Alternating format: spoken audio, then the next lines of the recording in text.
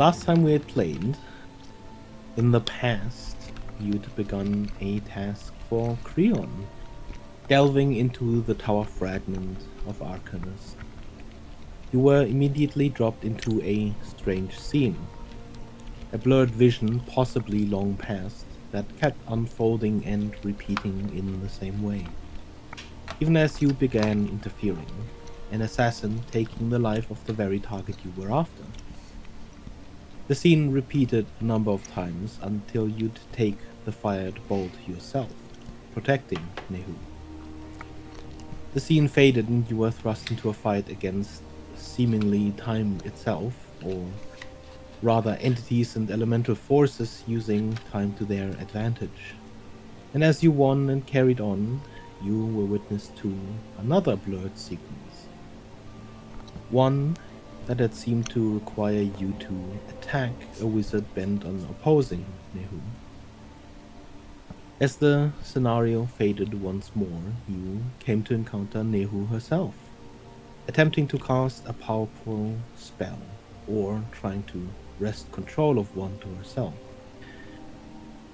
In a grueling fight of confusing time manipulations and a seemingly ever-growing enemy, through some extreme means yourself, you defeated the creature Nehu had become, realizing as she tore a hole through time and space how her death would play out, having witnessed it before, even as you stood left behind.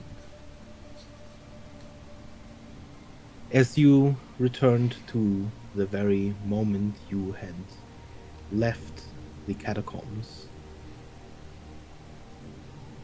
left only with the experience of what had just transpired,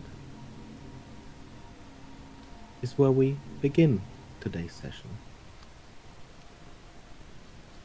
Near the bottom of a winding staircase, deep into ash-choked air,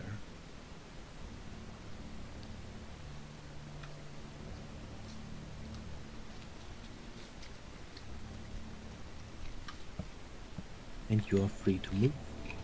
Below you, the staircase winds a few more times before seemingly coming to a flat ground surface.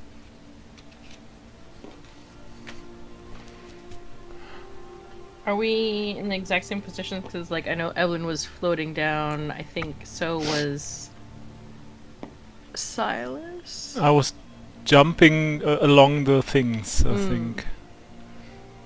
You would. Yeah, and we aren't that far from the bottom. Evelyn would kind of make her way towards the bottom so she can get, like, her feet under her again and try and reassess. Mm-hmm. You continue floating towards the bottom.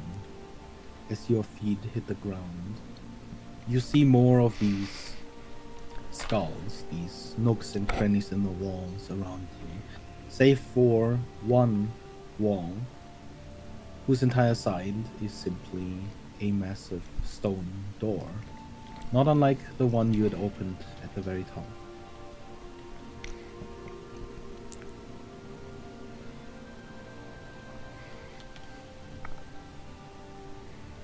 I'm gonna stand there and wait for Huxley to open the door. That was just for clarification. Everyone recalls being elsewhere. Yeah. I feel like I remember more. How do I say this? Like, I remember doing more in the past. Like, I'm better than I. Have I always been this good? Yeah, probably. I think you've been pretty good. Yeah. Yeah, you too. Yeah. All right. Oh yeah, Huxley, do you have the flower thing I gave you? Was that real? I'll try to take it out of my pocket. You pull a flower from your bag of holding. One that shimmers a strange bluish light. feel like I should identify this. Immediately his eyes glaze over again as he like stares to the flower. I will take it from Huxley. Okay. You take it And- from Huxley. Do you avoid looking at it?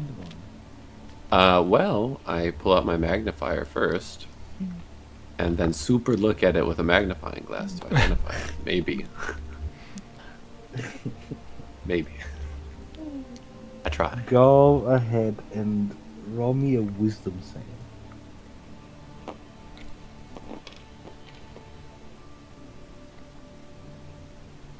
11.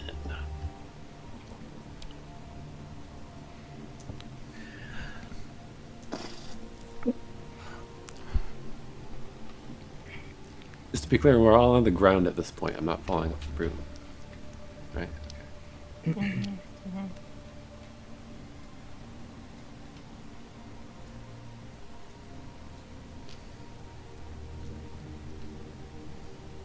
Beggar was not prepared for you to stare at the flower. Just trying to identify it. I saved on it once. I think it's fine. You feel like you forgot something very, very important to you.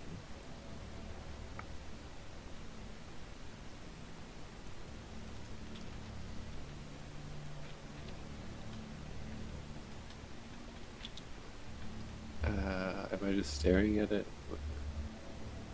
You finish, you cast Identify? Yeah. You see if I can, I Brent don't. sort of staring at the flower for a while.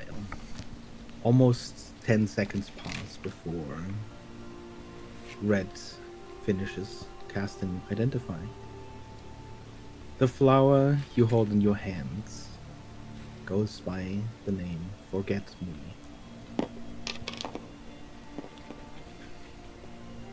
This is for casting it. It worked. And you know that any creature that looks at this flower falls under the effect of Modify Memory. Specifically, only removing memories that the creature that looks at it holds dear.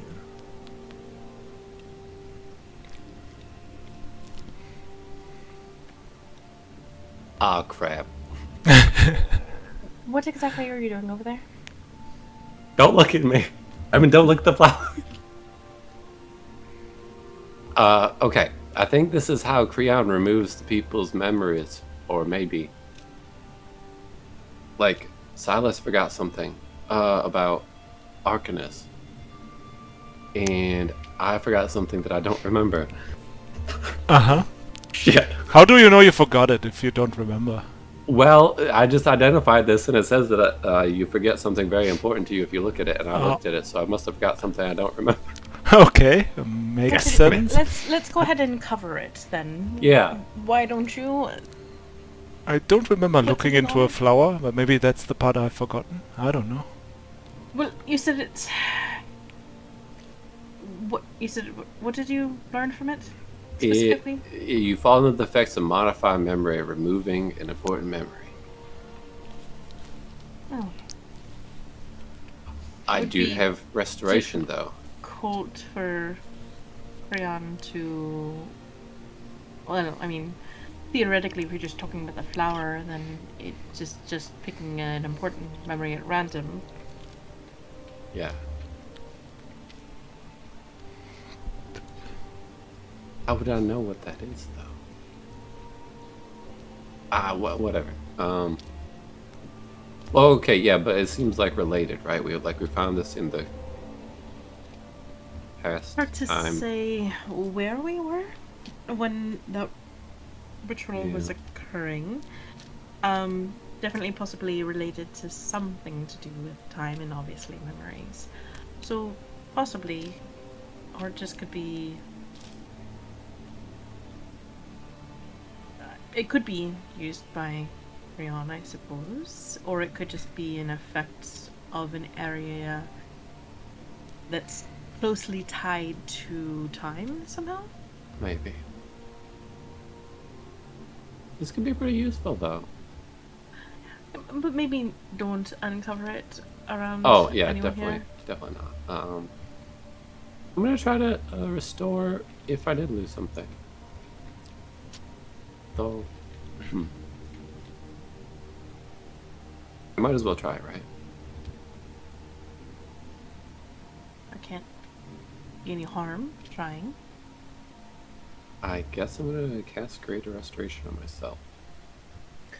You cast Greater Restoration, and your mind swirls on the thoughts that you could have forgotten, things that seem important to you.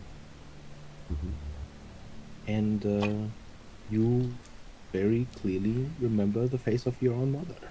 Oh my gosh. Oh boy. Mom! Dang, I don't like this flower anymore. And how many other people have you shown that flower to? Just myself and Huxley. Oh, Huxley! Oh no! I go over and I cast Greater Restoration on Huxley. Huxley, you remember the seed that you're carrying from the autumn grove. I like reach into my pocket and look at it. Yep, it's still there. Whew! You might accidentally cook that. That would not be good. Okay. This is a dangerous flower. Mm-hmm. We're definitely gonna keep it wrapped in something from now on. But it could be useful. So we don't have to kill any more reporters. Where did you find the flower again? Jesus. I found it as we were walking into fight Nehu. Oh, so in the past, basically. So, I've had this for a long time, oh, okay. apparently. I want to Anyway. check my bag of holding to see, because I took the Time Warden armor and helmet, but never put it on. I just put it in my I bag. think Evelyn's still wearing it. What is it? Evelyn's still wearing it? I just want to check if it's still there and working. Like if it's just, if that has it lost its properties? That's what I'm trying to figure out here. Go ahead and roll me an Arcana check. As you rummage through your bag, you definitely find the helmet and armor. So good at Arcana. +0. Let's go. It's a 4. I'm just gonna shove it towards Evelyn and be it's like, difficult. You're not much of a caster. Your sort of arcane senses aren't the strongest. The easiest way for you to check whether or not something is magical would be to just try and destroy it, I suppose. To see yeah, if I it don't takes think any Silas would do damage. it. Silas would be more like, he's just looking at it, and anyone who watches him could see like his face turning like confused, and he's looking over to Red, and Evelyn is like, I don't know how this works. Do you guys know if this still has its like properties Evelyn or will whatever go it ahead can and do? reactivate detect magic. I'm assuming she can say that they're magical. As you reactivate detect magic, there is something odd that you notice first. Oh, cool. The air around you seems almost hazy with a slight glow. It's very faint, only residual at most.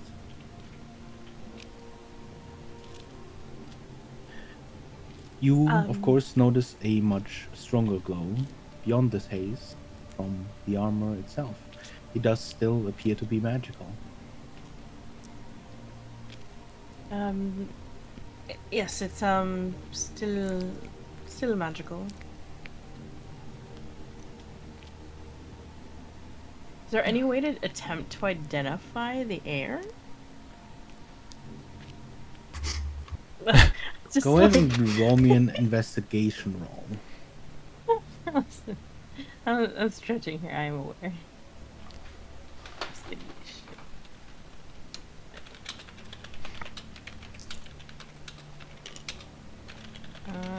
That's a 16.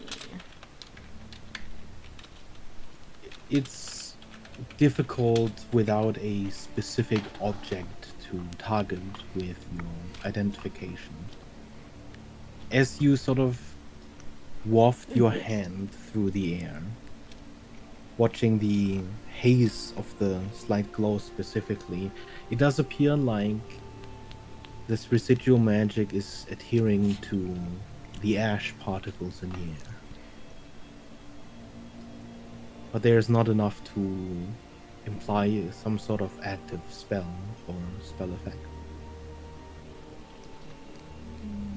Perhaps keep moving. There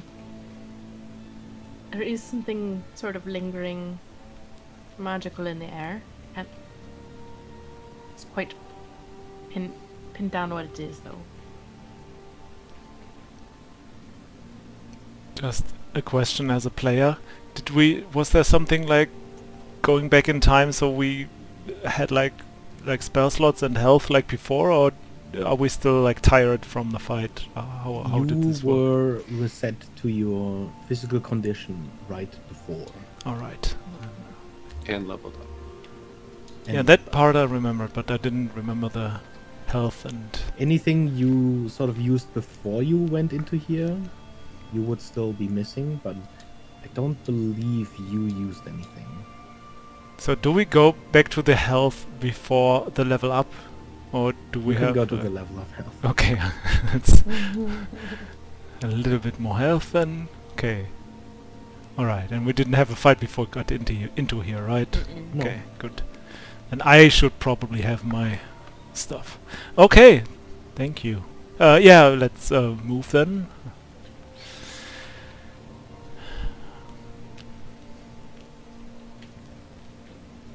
Do you try and open the door? Does or the do you wait door for look magical? Huxley to open the door? Aside There- from the soft haze, there's nothing magical ping about this door.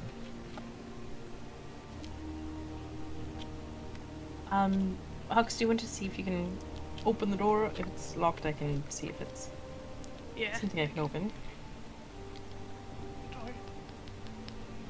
Okay.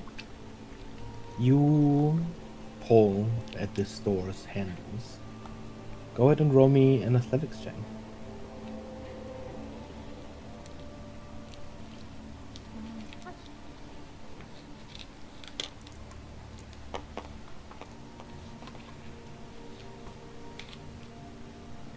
Like a 28. There's 29. this cracking, almost echoing through the chamber you're in, and this soft falling noise from calcified ash, almost like the noise of falling sand, as the door slowly and painfully opens.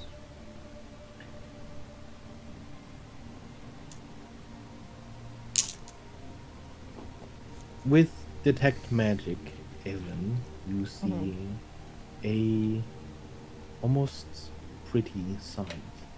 This long hall, the floor of which seems covered and caked in this very same ash.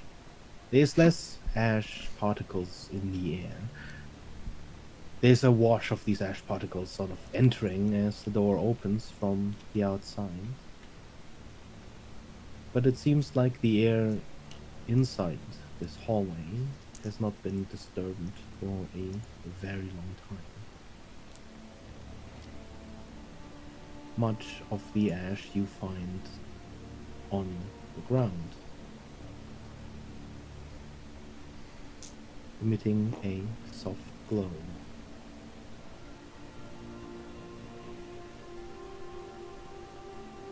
Does it look like there's a more, like, a larger pile of this ash, or a pile that Ellen could make, theoretically, and try and identify it that way?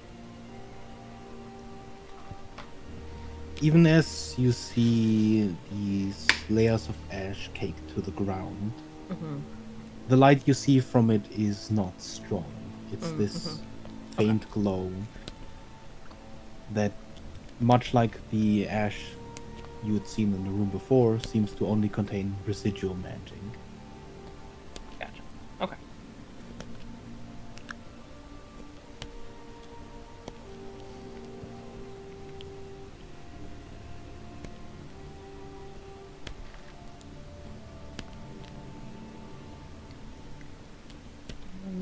Just as a, in case I forget later on, I do need to have a conversation with you about something I overheard from Nuhu before we engaged them last. But it can wait. Oh yeah, it seemed like your thing worked too, by the way. Yes. And there's that grin, like that mad grin instantly back on Evelyn's face. Huh.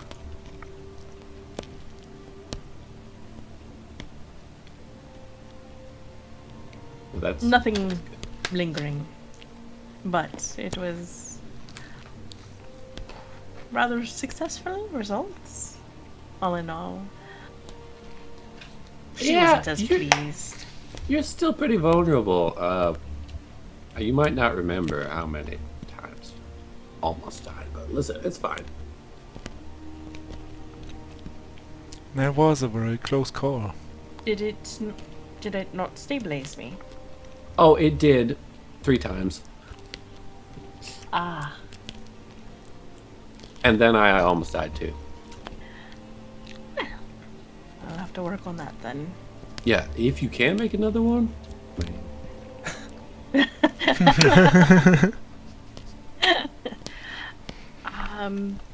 I'll have to see if I can recreate the steps and supplies needed for it. Of course. But right, I suppose we push forward. This campaign is gonna end with everyone like down but stabilized. The world ends. Yeah. At least we're gonna see it burn, I guess.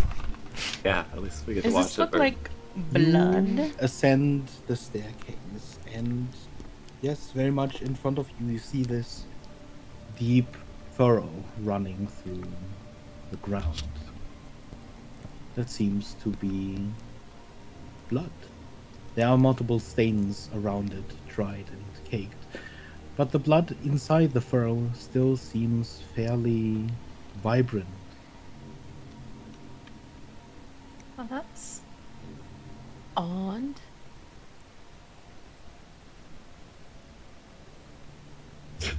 So hard not to break character right now. Guess Strange Vidar would that like it here. hasn't coagulated yet. For remaining untouched for such a long time. Alan's gonna grab a vial and go and try and collect some of the blood. This is superb. You uncork. I fucking knew it. I knew he wasn't gonna be able to resist. I play a vampire and not the game. Every time he sees blood, he just lunges for it and drinks it. Nice. You move near this furrow in the ground, and as you unpop this cork on your vial, as you crouch down, you notice that not only does this blood still seem liquid, it is still flowing. Very, very slowly.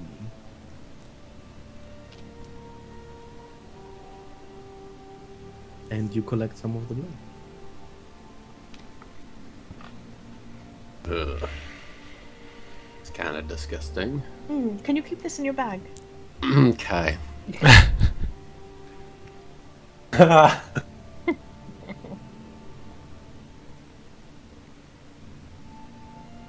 ahead and roll me a perception. How would they get this amount of blood from? Ooh, perception. Probably me. I don't know. Both Red and Evelyn, as they sort of taken the lead. 17? 14.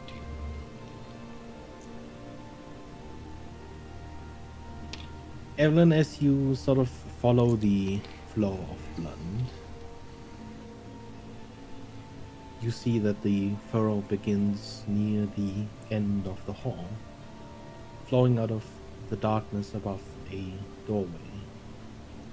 But as you follow it to its end, you see the flow simply end in this lapping waterfall besides what appears to be a almost platform at the center of this hall. While there isn't much space towards the wall, it does appear like there is a large or deep gap in between this platform you're standing on and the wall itself. You see the blood sort of lap down and taper into a wider area, but in the darkness itself down there, there's not much you can see. And the blood is always flowing in a way, or flowing in a way that makes sense, like gravity-wise, right? Mm-hmm. Okay. How does it smell in here? Dry and ashen. So the blood doesn't give off some kind of, I don't know, It doesn't rotten smell or whatever. smell like decay or iron for that matter. Interesting. You don't get that taste of copper that you'd get if you tasted blood.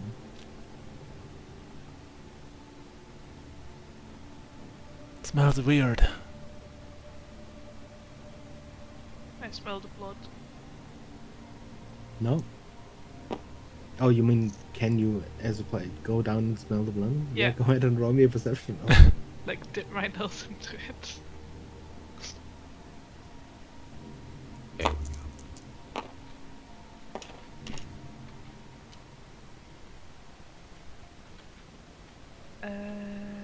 Plus 6. 27. As you dip down, almost putting your nose into the blood itself, there is a very, very faint smell of blood.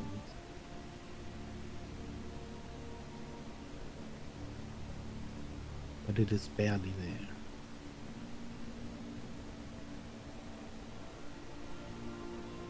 I told you we should tentatively press forward, and Evelyn will kind of fly over the furrow. Mm-hmm. Calculate a step. Is this where the waterfall seems to be? Mostly, or is it all the way across? It appears to Okay, be okay. coming from the very end of the hall.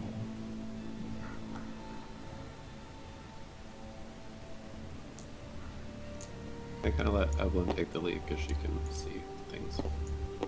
Magic. You see There are magic magic. traps. I'm gonna stay right behind Evelyn to protect her if anything weird happened. I don't know, I heard you were trying to shoot me when I was dead. If I recall correctly. Did you tell her that? No. No. See? Is that in character? I mean, I kinda did, but also didn't, so... Just misfired. I kinda tried to Oh. save you, but you were in the way, so kind of like that. I'm going to carefully look over to see if I see movement down below or anything.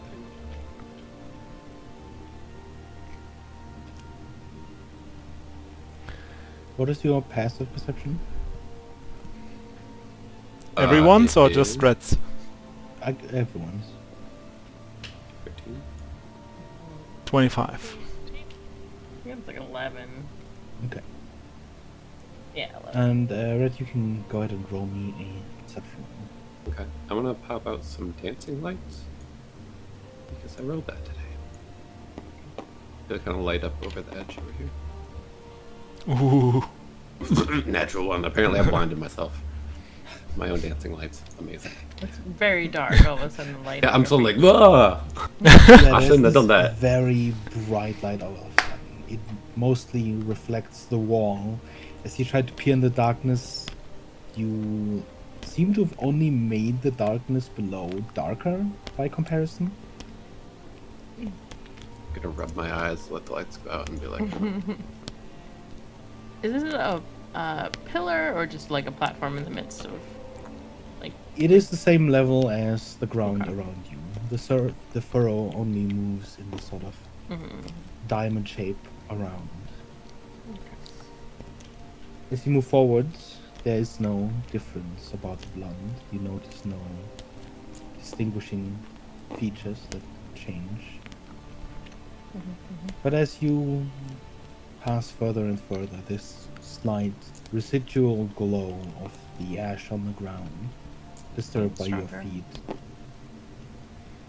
it seems to slightly increase. And as it does, you notice that this far up, much closer, you'd assume, to the source of this flow of blood, the blood itself also seems to carry some sort of residual magic.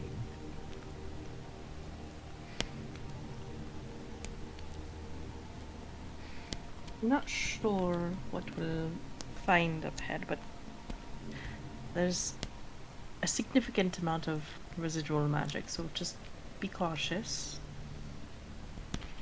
Mostly speaking to Silas as he's following her. Will be.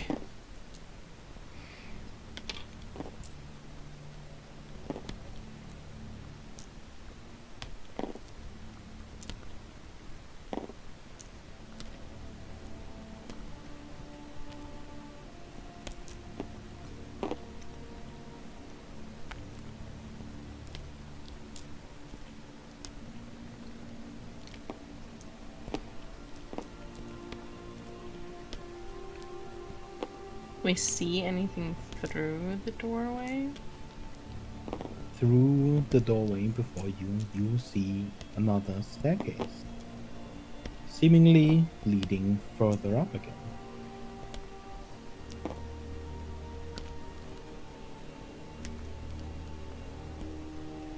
Right, well, press on, I suppose.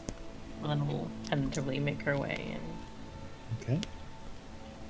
As they head up the stairs, she's at least trying to be proactive and making sure there's no, like, fake or trap step that she's stepping on or anything like that.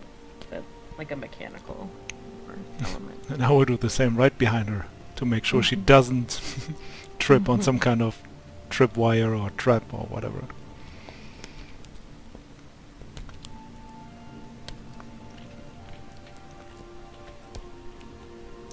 As you make your way up this staircase, to your surprise, you see a light towards the top of the staircase. The further you make your way up, the more this light begins to flicker. And as you reach the top, you see lit braziers to either side.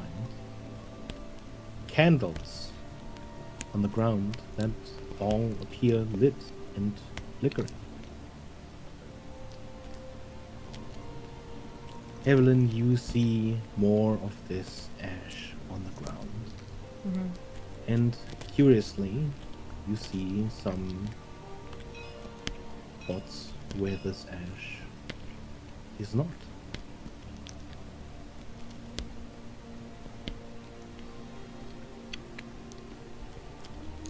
Seems like there might have been a path that someone took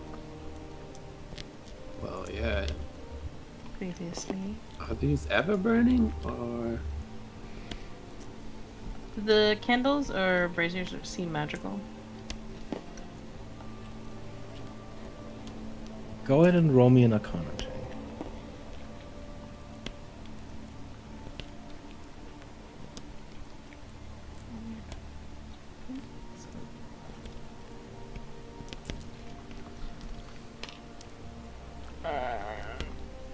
25. It's almost difficult to tell the glow of magical detection from the glow of the actual flames. But looking closely towards the source where this flame emanates from, it does appear like all of the light sources currently active are magical. They do seem magical in nature. Probably either have always been burning or based off of some trigger of some sort. Mm-hmm. I'm Do you gonna see kinda- any tracks, Silas? I'm gonna like examine the floor where Evelyn had pointed out there was a trailer. Go ahead and roll me a survival check. All right. Can I assist? Mm-hmm. I'm not the roll best with survivalist. But Evelyn's currently trying to walk along that path, but slowly, in the direction that she doesn't see the. do I have advantage? Yes, you're right. Yeah. Good. It's a 16. Okay.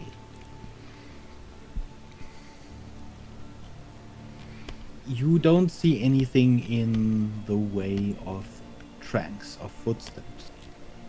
But you do see as well, physically, these occlusions where ash seems to almost have been wiped away. There are these streaks at the edges of these empty patches where it looks like someone deliberately removed the ash on the ground.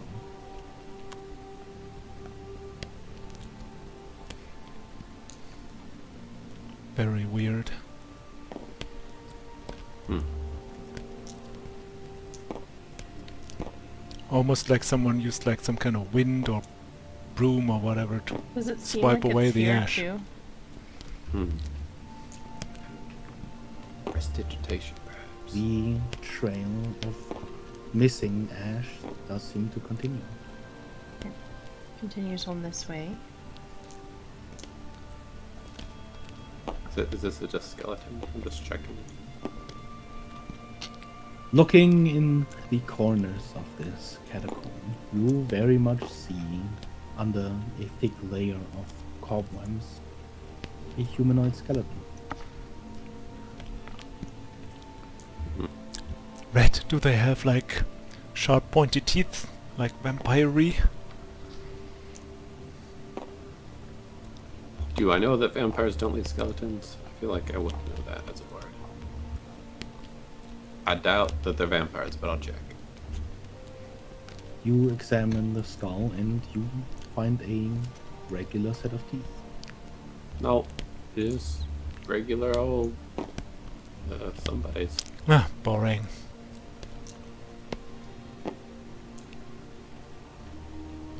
This is huge. Ugh. Path continues this way. It's sort of, you know, I mean, it's nice there's a path, but there being a path sort of makes me want to go the opposite way. You know what I mean? If that makes any sense. I suppose. You walk past an opening and you see to your right, in a room dimly lit by more candles, a large sarcophagus. Obviously standing out is that sarcophagus is wrapped in heavy chains.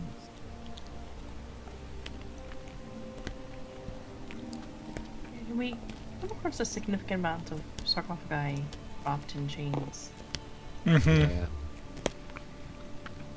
I'm not gonna touch it. I'm Yeah, just it's gonna weird. check It if has there's anything happened more written. than once. That's weird. I'm just gonna check if there are any engravings on this one.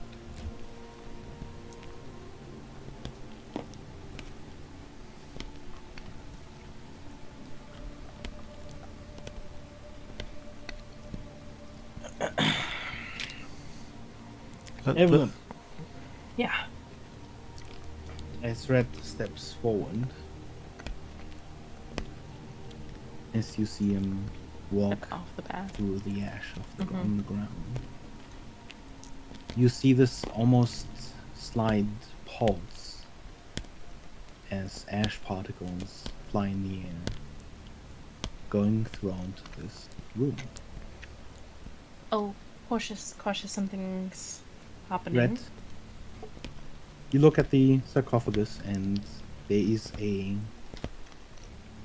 large sort of center engraving. Much of it is covered by the chain, and it almost seems like there is wear and tear from the chain on this wooden sarcophagus. Much of the inscription is sort of whittled away, but you make out the rest of what a title seems to have been, as it reads, The Mage Slayer.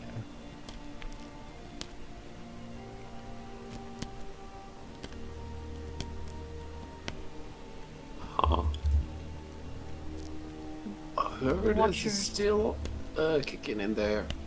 Wait, watch your step. You're taking up the ash a bit. Is that a problem? It's shifting the magic around. Hmm.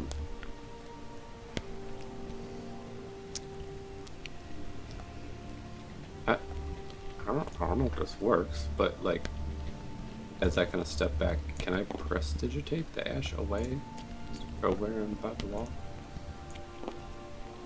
Like, just make it disappear? Okay. You prestidigitate the ash away as you step back. When as you walk back, there's this you hear this slight rattle of chains. Yep, as like this I said, sarcophagus still kicking. shakes once. So, old Mage Slayer in there is something very long-lived, probably. You hear scratching. Right, well, You hear another bonk. no reason to stare. But I mean, we don't like mages. Huxley would fit the description of Mage Slayer. Maybe What it's is family Huxley in from there? Huxley, huh? Yeah, You that's what I'm hear saying. A crashing noise. Yeah. As on the side of the sarcophagus, you see this blade shoot out and then run alongside the sarcophagus, snapping through the chain. This blade almost seemingly made out of rows of sharp bestial teeth.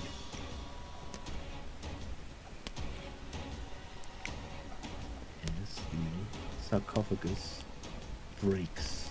It's- And Does look you like a see relative of us. hulking Kinda does. form crashing out of the lid. Oh no, it looks like a bat. It's totally a vampire thing. Mm-hmm. No eyeballs? Are its eye sockets empty? You do not see any eyes in there. Okay, cool. The entire form appears almost dried and Yeah. desiccated as it screeches. Go ahead and roll me initiative. At this point, I would have probably made a screech, but I'm not gonna do that with my turn. Yeah, don't do that. Maybe it's friendly. No, I'm not gonna. Do that. It's fine.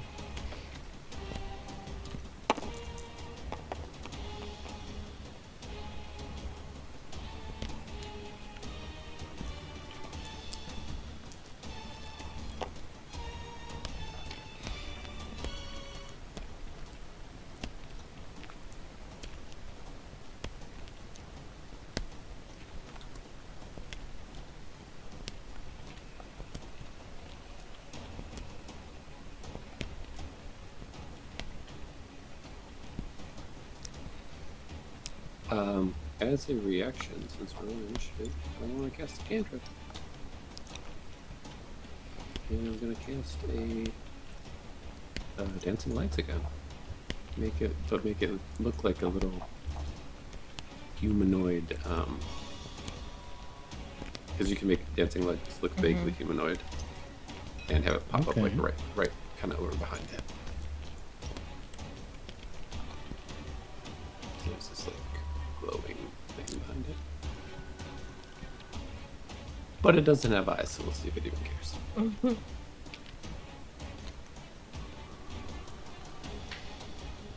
Silas, Uh-huh. your reflexes are fastest.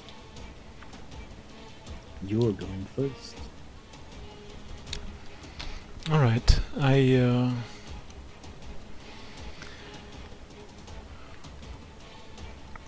would like to use my bonus action to give my weapon a little bit of... like, you can see my weapons are now engulfed in flame and deal additional fire damage. I use my gift of the chromatic dragon to infuse it with fire, and then, because Red said that out loud with the mage slayer, right?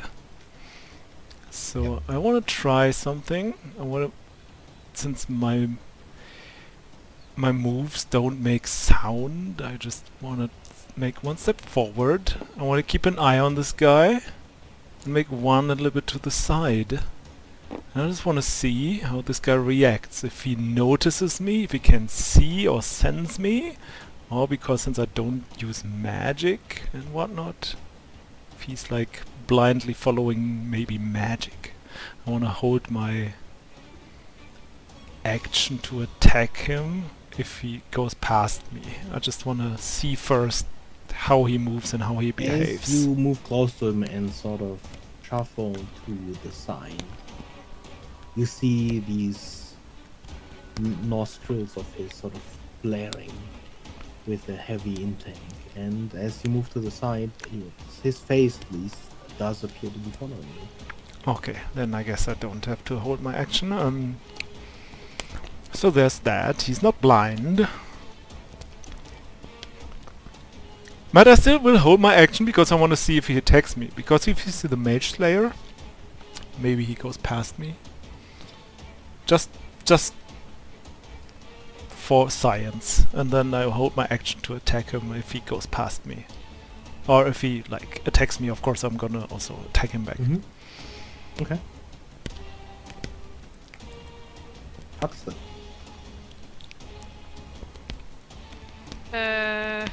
I see monster, I attack. So I will attack. Trying to block the door so he doesn't get to the squishy mages.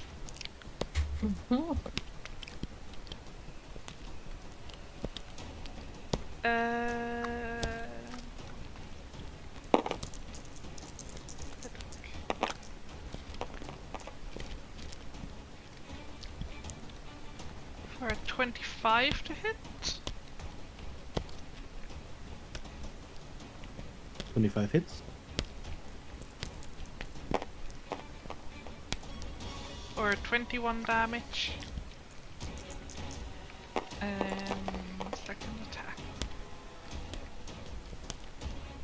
Should also hit for 23 damage.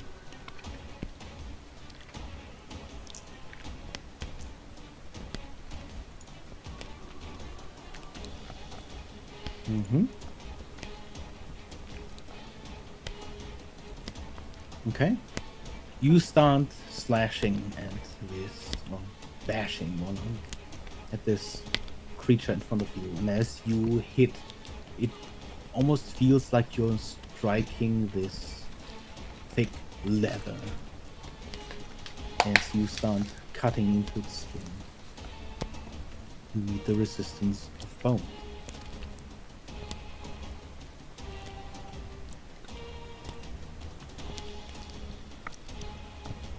Is that your turn? Yes. Then it is going to attack.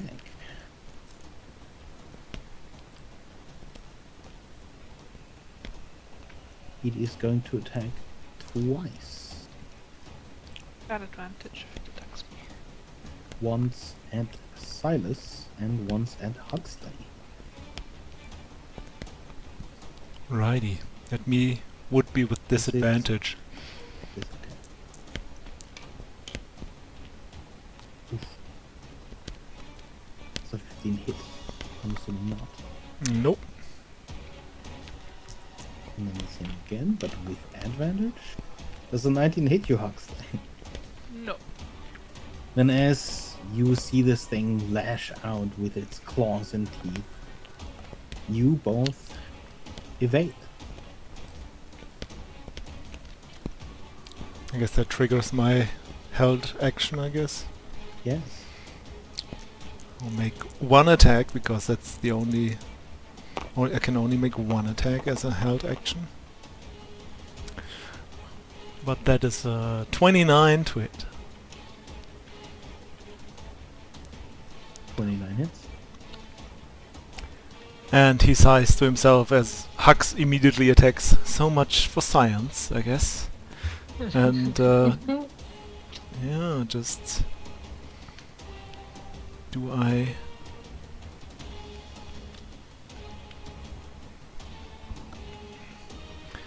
Yeah, I also add a distracting strike. So the next weapon attack, or the next attack roll against it has advantage, whoever does it. And I'm gonna do this and the additional elemental damage. Okay.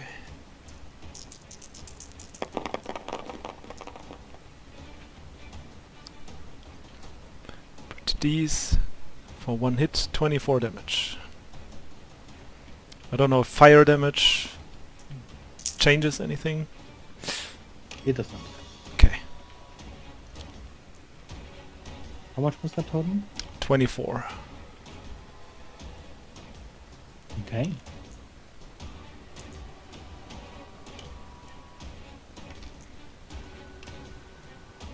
Evelyn. Mm-hmm.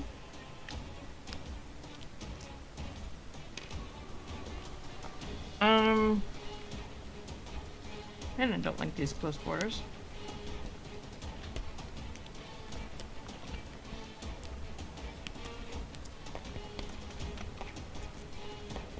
Evelyn's gonna go ahead. Does she have a clear sight, or is there like cover currently? The angle you're standing at would Mhm. probably get half cover, Mm-hmm.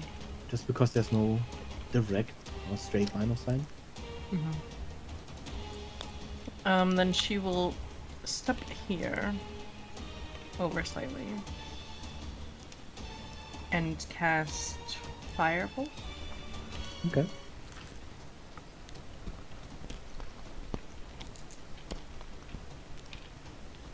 There's With- this snap of attention. Wait a moment. That's the what I two thought was of gonna happen. you notice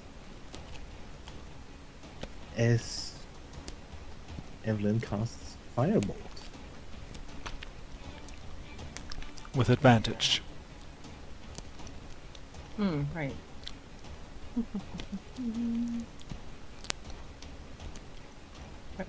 That's a 28 to hit. That'll hit.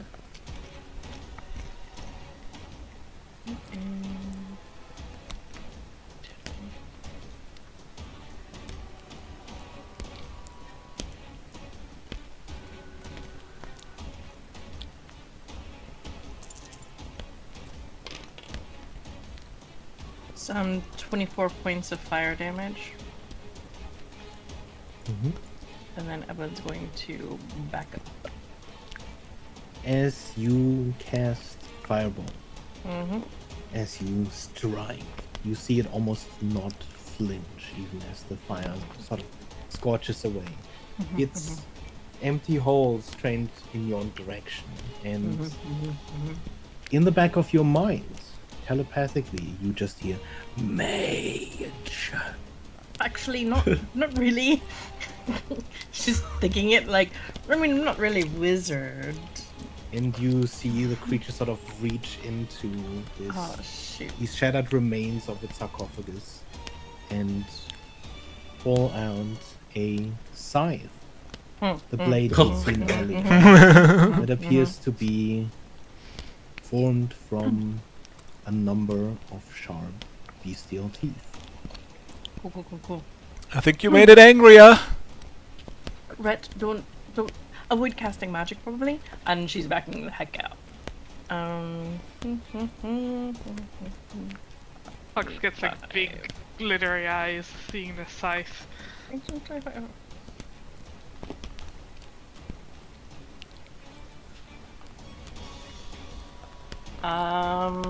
Bonus action.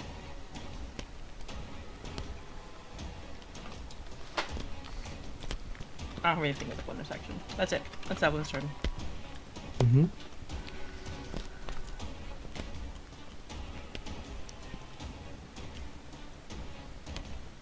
Red.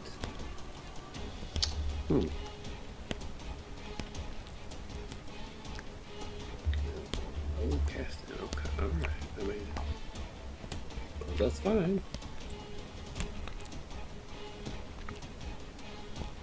This thing's probably gonna come by me in like 3 seconds. I can't do that. That costs too much food. I guess I'm just gonna shoot it. Can I get somewhere that I feel safe shooting past these two? And shoot it. Actually, oh.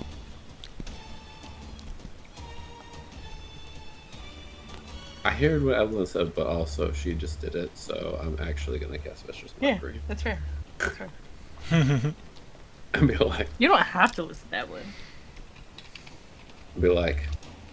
alright, you wanna go, buddy? You're not ready for this smoke. Can I get a wisdom save if it even matters? What's the part that I Wisdom plus 10.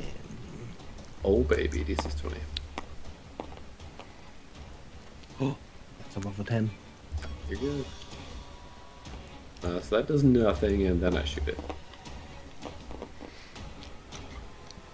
Does an 18 hit? 18 19, does. sorry. 19 just hits. This is my bonus action attack. Ooh.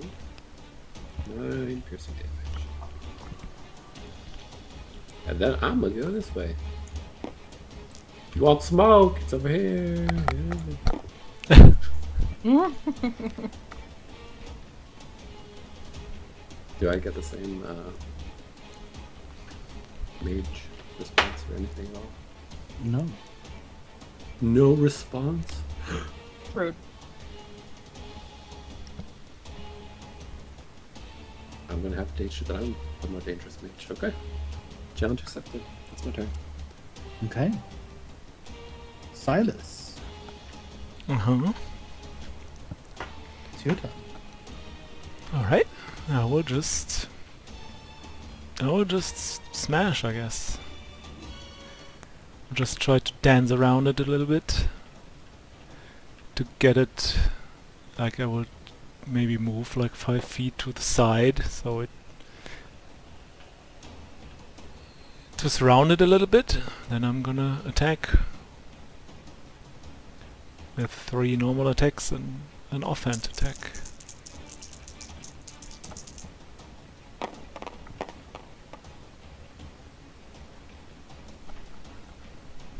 Not, that's a 1 natural 20, that doesn't do much, but it's a hit probably.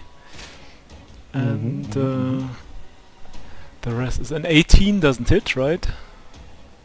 Was 19 that hits, as far as I 18 remember. does not hit. Okay, so it's 2 hits.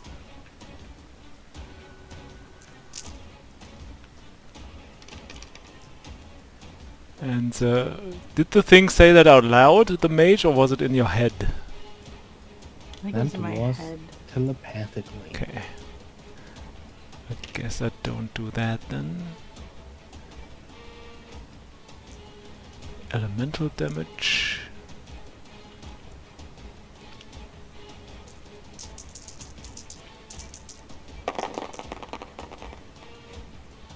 There's a double in there, so I'm gonna roll another die. Just murder it right here. Great. It's another! And run another die. It's another one. Oh, and a good one it is. Good roll. That is a 42 damage in total.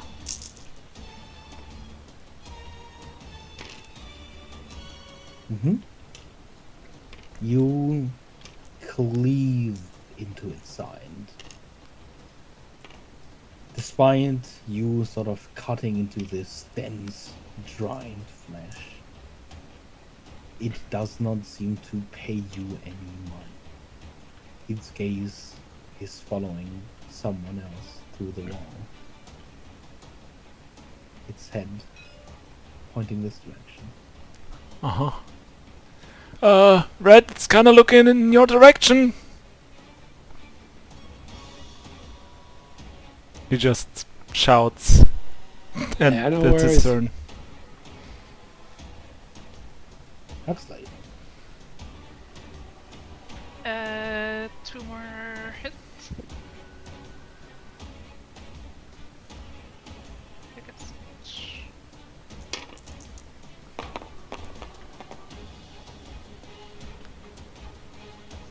24, 23 to hit. And 23 to hit. Mm-hmm. Both hit.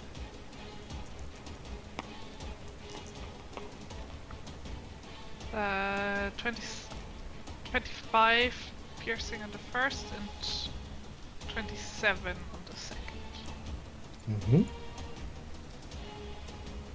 You batter into this thing's side, and it's starting to look pretty damaged. As you cut and slam into its sides, you see these wounds slowly healing. Not quickly enough to stave off the damage, just slowly reconstituting. And it's at the end of your turn. Yeah. You see it dart past you. Ow. Its hands and arms almost oddly clinging to the wall as it dives straight towards this wall. Huxley, you get an attack of opportunity.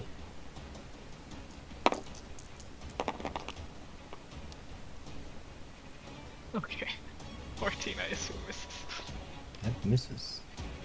Before you find the chance to strike Silas, it vanishes in this sudden burst of dark smoke. Ah. You hear this thump and heavy footsteps. As Evelyn, you watch it appear out of the darkness of that corner and lunge for Red. Did we see, like, it just into a wall, or was there some... You saw it sort of run towards the wall and then in this cloud of smoke vanish. Okay. As if it had run through smoke. Gonna use its claw. I'm assuming 32 hits you? Yes.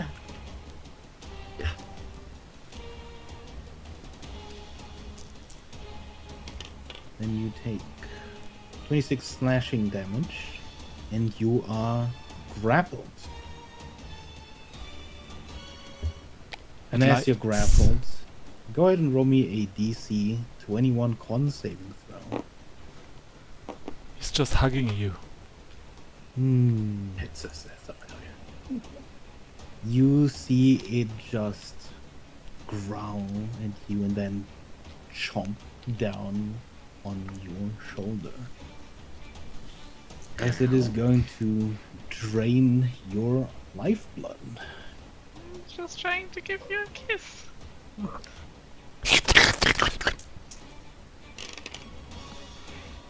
You take 28 points of necrotic damage and suffer 1 level of exhaustion. Your hit point maximum is reduced by this amount of damage. Ow. And as it draws from you, you see it almost swell in size. Oh boy.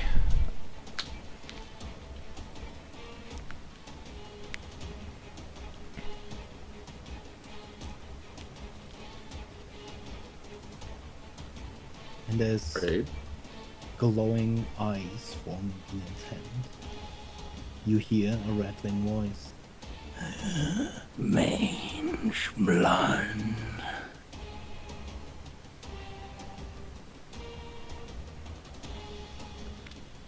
And that for now is its turn. Evelyn. Is it still grappling, Rhett? Currently, yes.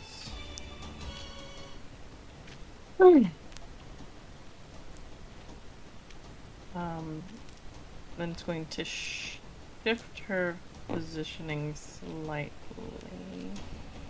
to here. And we'll call out, Rhett, trust me, and she's casting a spell. That would Tag me. technically require a con save. Do you resist? No. I'm going to use Vortex Warp to teleport to you. Into this, sorry, right here behind Tux.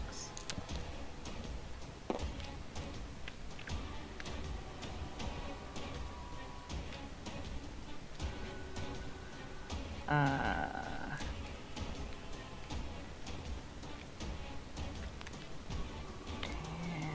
I'll just,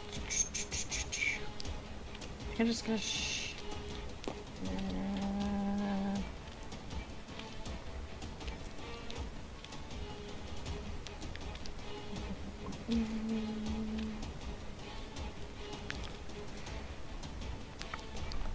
I'll just shift this way ever so slightly, so I'm not staring at it anymore, and can still keep a line of sight on Hawks.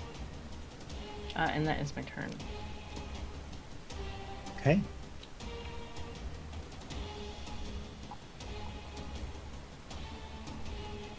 And the end of your turn. With a legendary action.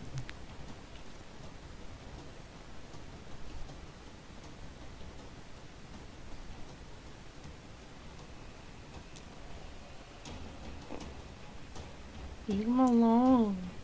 It bursts out okay. of the shadows near you.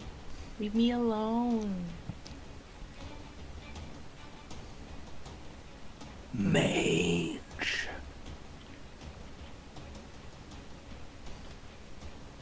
Red? That's my turn. Mm-hmm.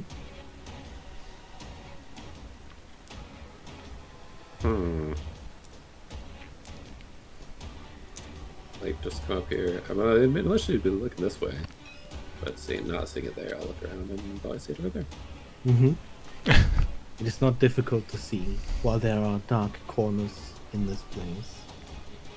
There is enough light to see this hulking figure. Oh, the corners are it's so tight in here. Oof.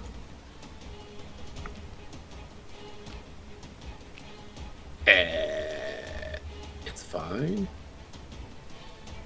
It's what are the dimensions? Like 10 across? Seems like it. Oh. No, I'm not gonna do that. That's a terrible idea. Okay. I don't know, man.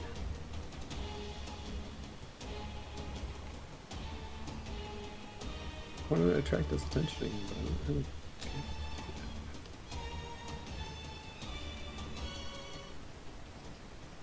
I don't know. I think I'm just gonna like shoot it twice. No, I might as well vicious mockery it to like regain its attention, maybe. Could you give me another wisdom save? Can do. As I say, joke's on you. I'm dying Succeeds. of cancer. Oh my god.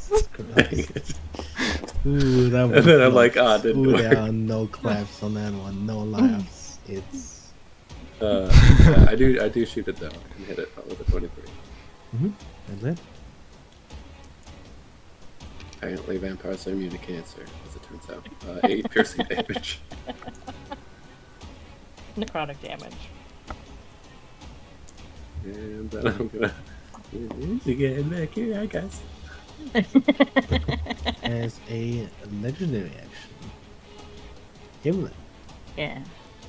it is going to stare at you.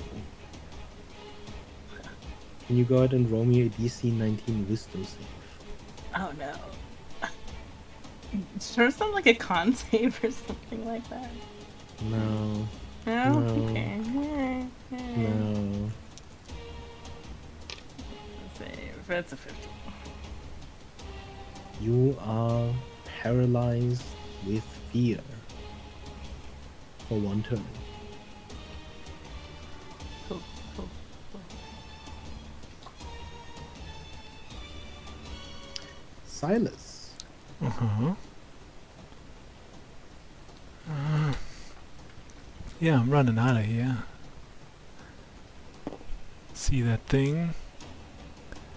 We'll move in front of... Can move further than that, I guess. And we'll shoot the thing. With arrows.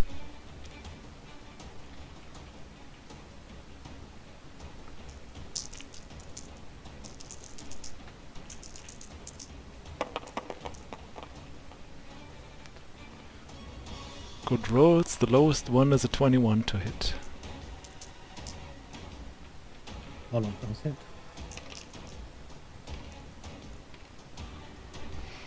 I guess I want to make this a goading attack. So it has to make a wisdom saving throw of DC 19.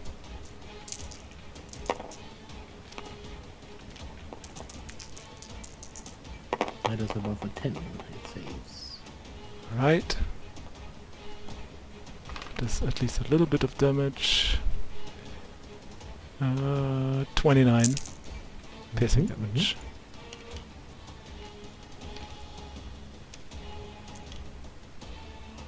Despite seemingly changing form and swelling in size, you still see many of the wounds that you've dealt, with more arrows now piercing its hind. It does appear pretty damaged.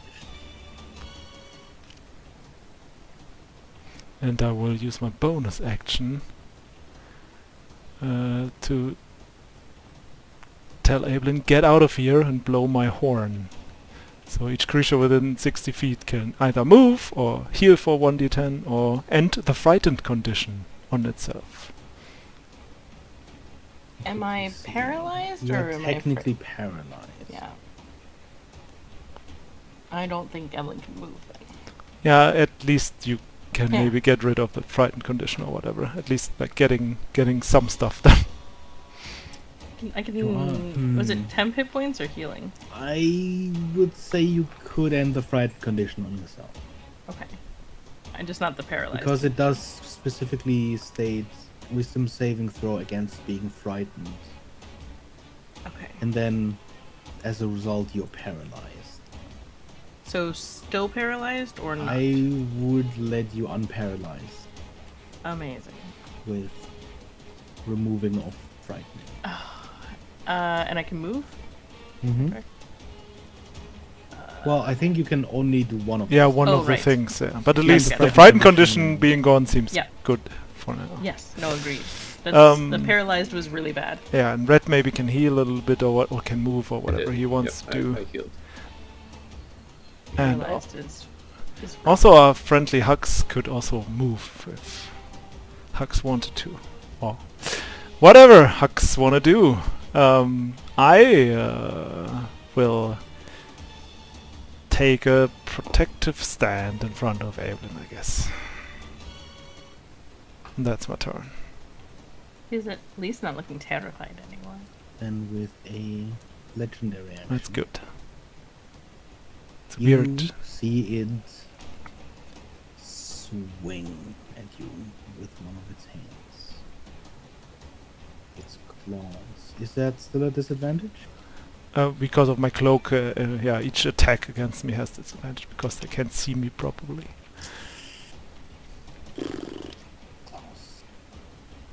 Okay.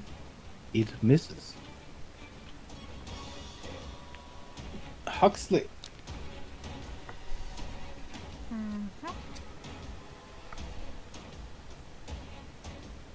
I will move to it.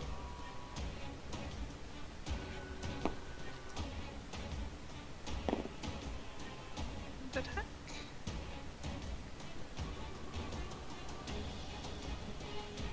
Just keep attacking.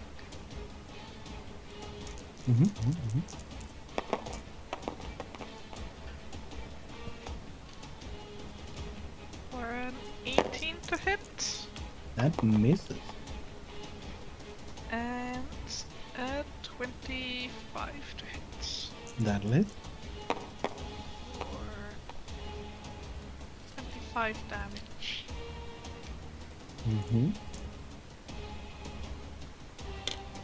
Looks pretty bad. Almost appears to have started leaking the blood it's drawn. That's my turn. Okay.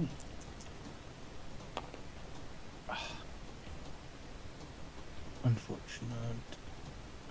It is going to attack Silas once.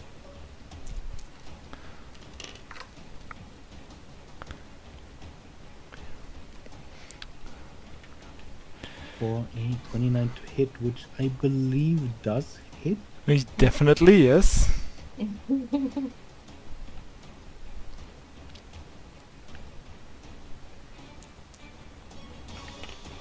is 12 points of piercing damage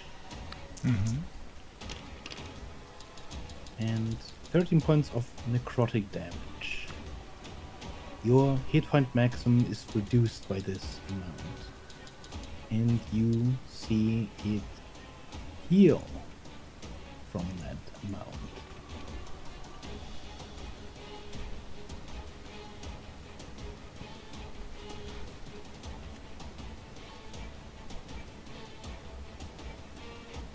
And as it draws blood from you, it swings with its other arm. But not towards you. With the scythe, it swings towards Evelyn.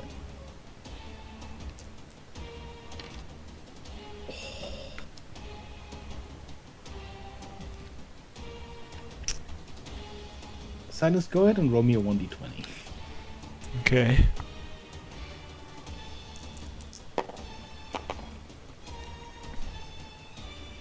A 12. Okay? The scythe slams into the ground. And as it draws back, drawing this furrow through the stonework,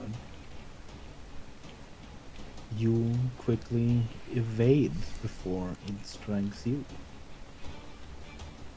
And that is its turn. Next attack against it has advantage, as it pulls the scythe from the stone. Evelyn!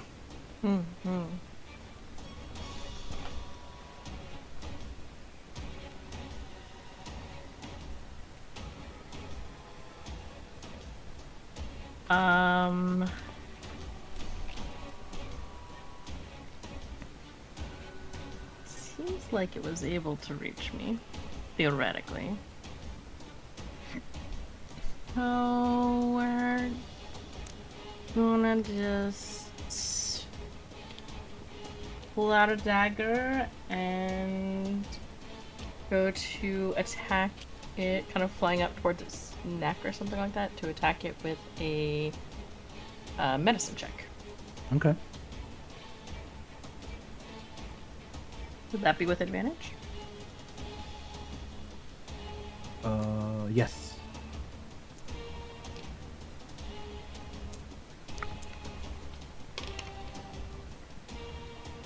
It's a 26 to a hit. Madeline. Alright, so that is...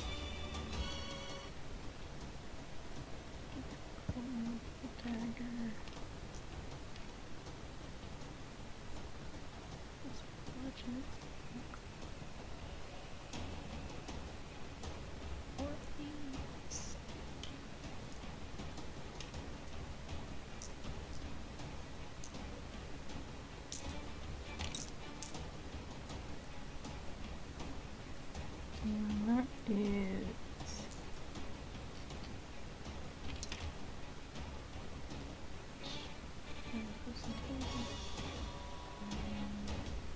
30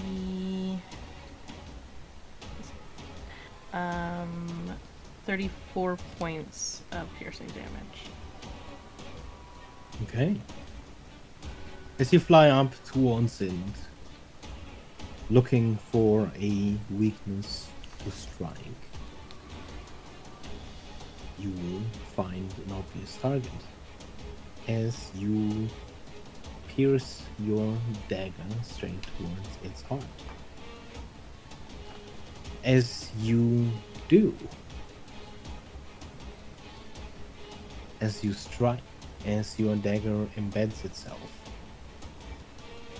the motions of the creature freeze.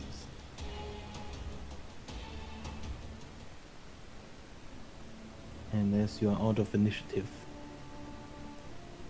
it starts crumbling into these flakes of ash. With a loud clank, the scythe falls to the ground. As it otherwise crumbles to nothing but a pile of ash.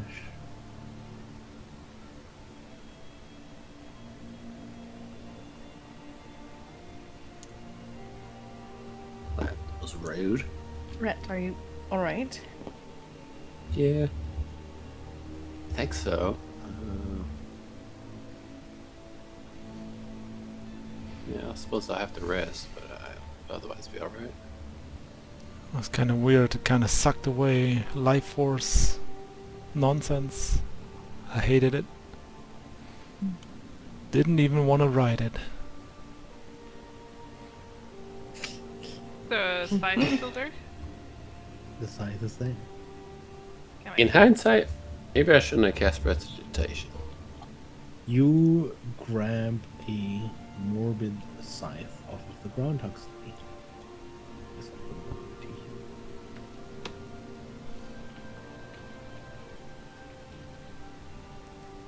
A scythe made of interlocking bestial teeth. Mage eater. It's exactly what that means. It's made for you. I haven't read anything other than the title.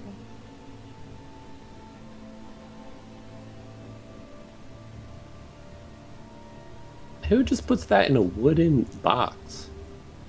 I'm gonna go check the sarcophagus again.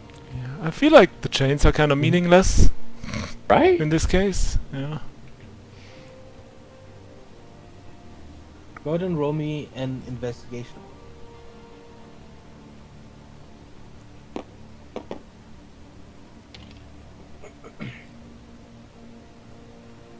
Uh, 14. I'm just gonna, open the lid, check around. You recognize the look of this sort of dark, almost grayish wood. It's the same wood that you'd seen on the outside of the crypt. The door that had calcified to a point. And the wood of the sarcophagus seems similarly calcified. sharp and jagged, almost halfway between wood and stone. But obviously, as you can tell by the shards lying around you, much more brittle.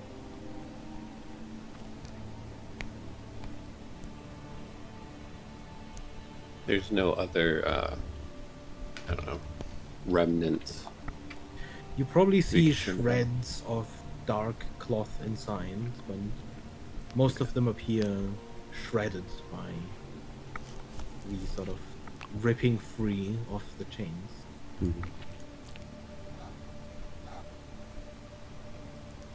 Yeah, I guess it's just really old, too. Huh.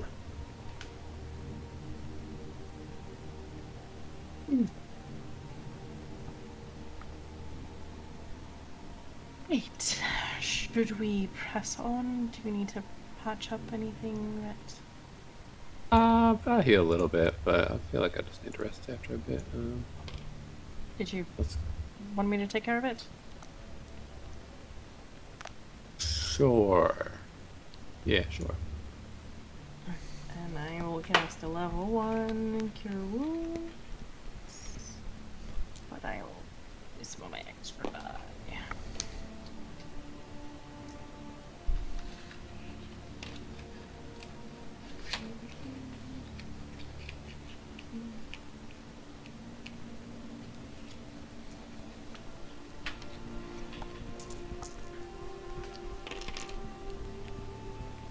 That is 31 points of healing.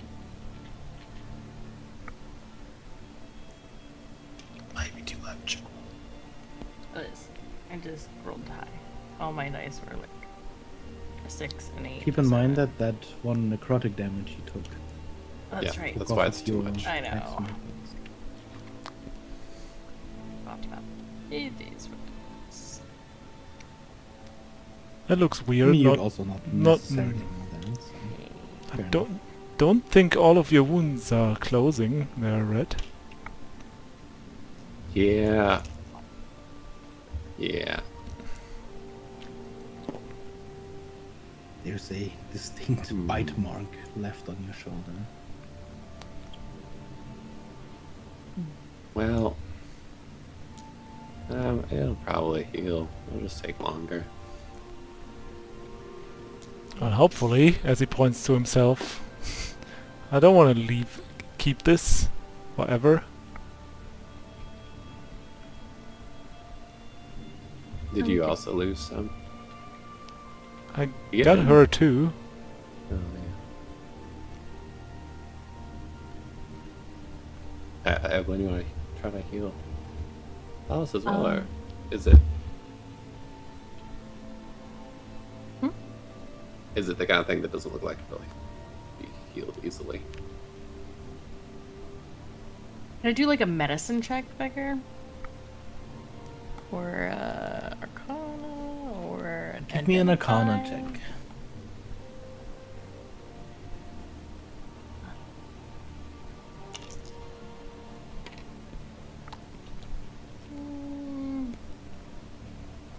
That's a dirty 20.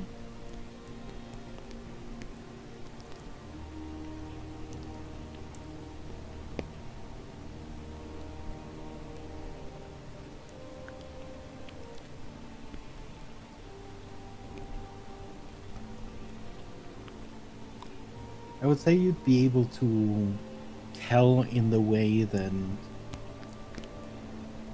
Red's wound isn't fully closing. That the sort of portion of flesh on his shoulder that is affected seems weakened. Likely with rest and healing, it wouldn't go away on its own, but for the moment, regular healing as such does not seem to cut it. I think given a bit of rest and letting it heal its own a bit, it should take care of itself, but I don't think it'd be able to do much with magic.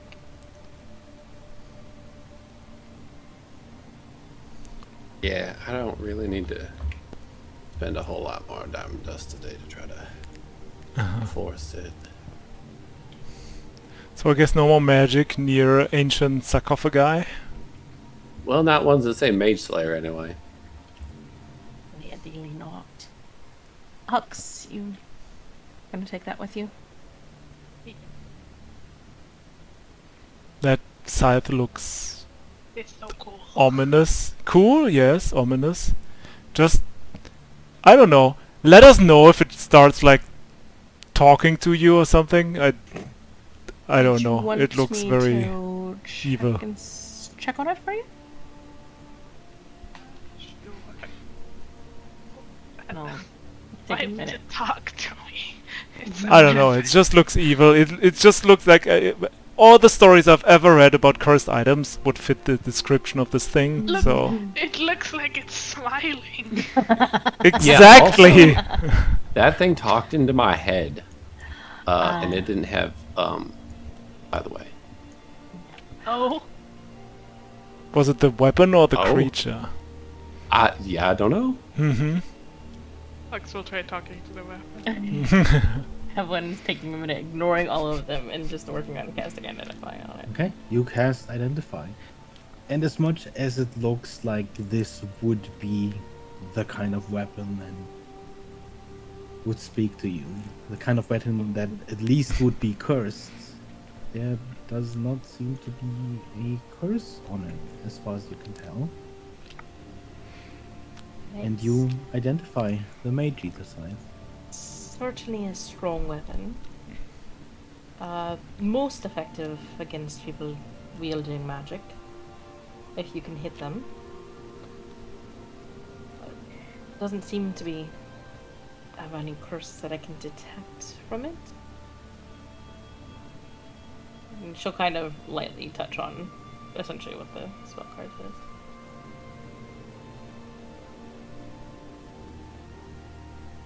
Again, windy.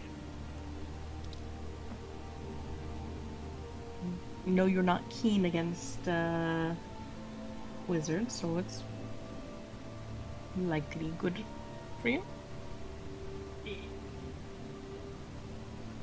Right. When they run away, Yes. you can stab them with this.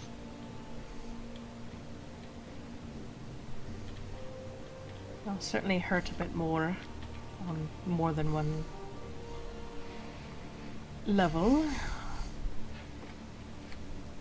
You ever used the scythe before, Hugs? Looks very complicated to use indoors. I mean, it's just like a bigger pickaxe, right? Well, no. I mean, it could be. He like swings it with one hand. You usually don't hit them with a point. Well, you'll figure it out. It's gonna be fine. The weight is a bit different distributed, but it's mostly the same.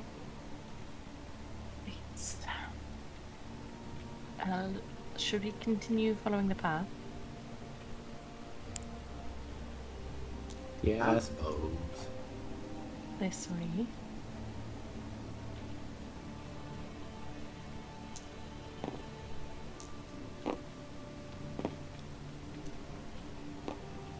Does it look like it goes back this way or this way? The mark or the missing ash on Baby. further up. Uh-oh. I think I can see a bit of a sarcophagus or coffin that way, so path leads this way. Walking away from that mess.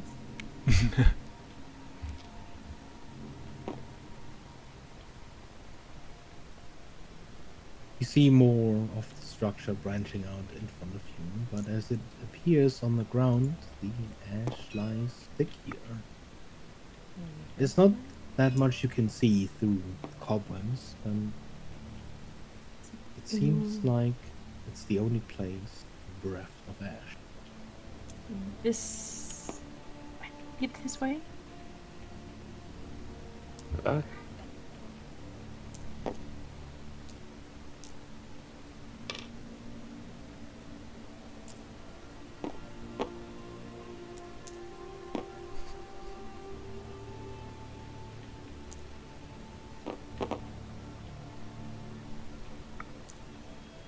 In the chamber before you see two more sarcophagi.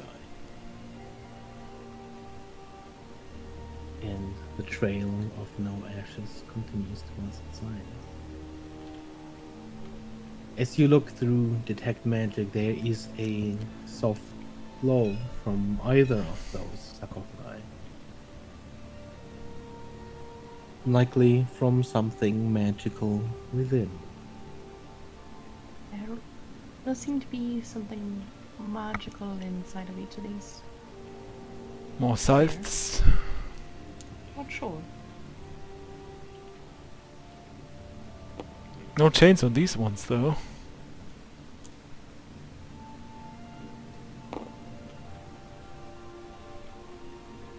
Guess it's too risky to check them out, huh? The other one had an inscription on it, I believe, is what Rhett saw. Maybe try and see if there's another inscription, or just keep moving. Guess I'm gonna try and take a glance to see if any kind of scripture or runes or whatever is on there. Go ahead and roll me a perception roll.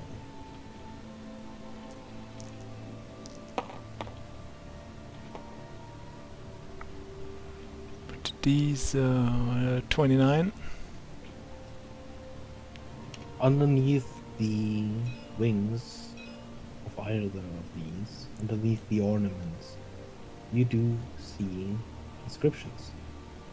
From the angle and the distance you're at, however, they're kind of impossible to read.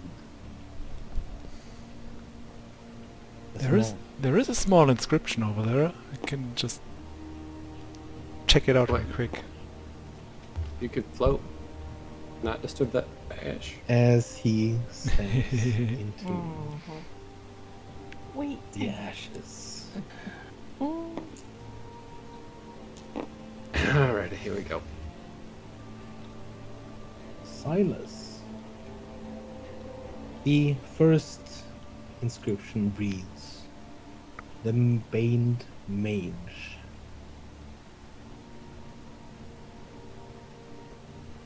Huh. The Baned Mage, he says out loud. And the other reads, "The Blood Moon."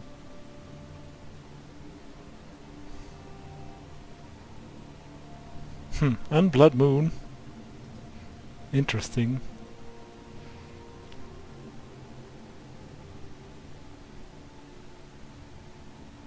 Try not Okay. to move. Yeah, I got counterspell ready. Okay, look at it. Through the ash too much. Oh, right. Just gonna jump back. You jump back, but as you land behind you, you hear this groaning of wood as two lids swing open. Then unload into one of them. And go ahead and roll the initiative again. Yeah, like, we know this is gonna happen, do it. Some of us. I feel like we gotta get some attacks.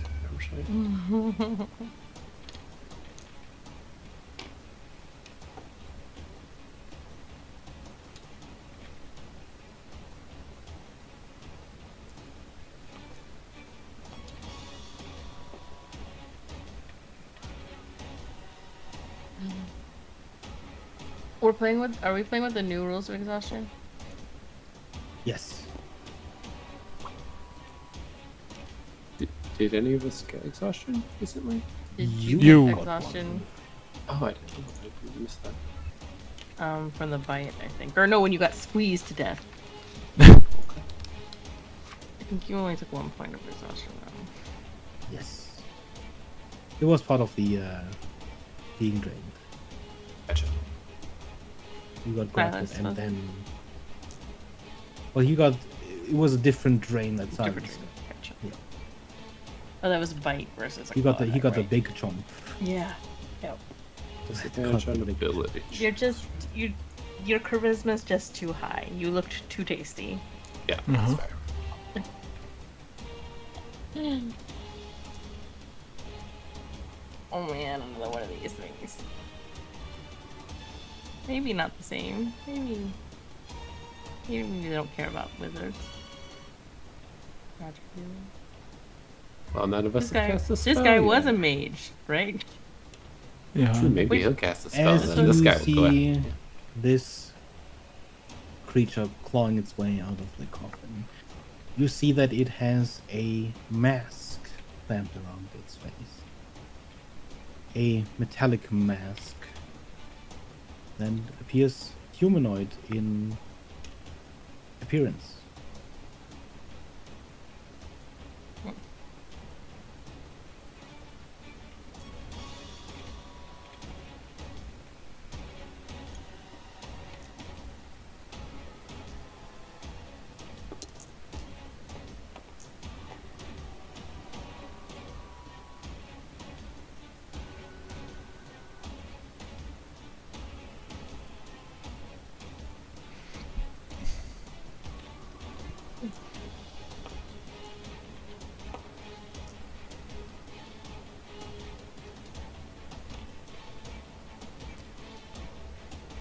Okay.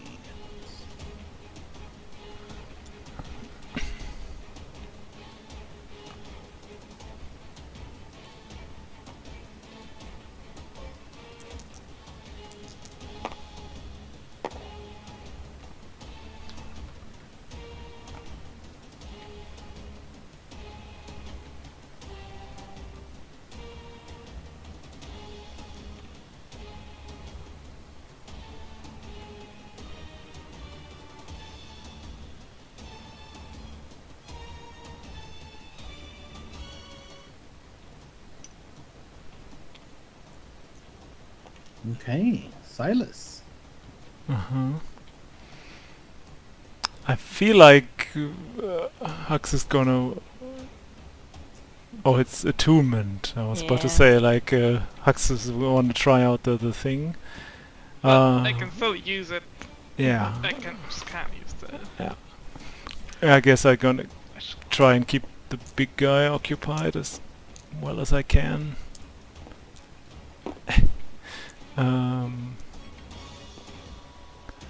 And attack him.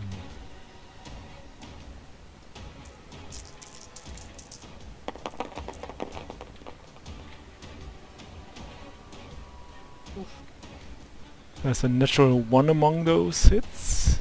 Go ahead and roll me a 1d20 for that. The 19 was just a hit, right? If it's the same guy, I don't know if it is. But it's an 18, by the way, the d20. 19 does hit. That's 3 hits at least.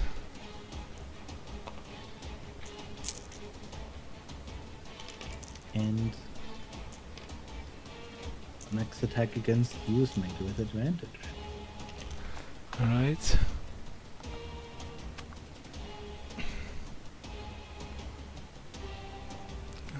I'm gonna use the goading attack again, so wisdom save.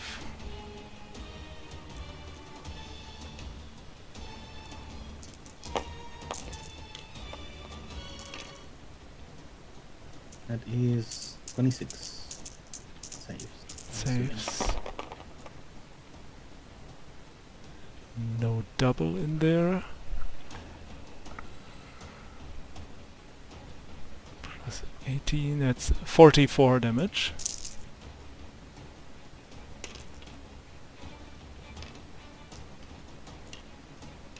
And that's my turn.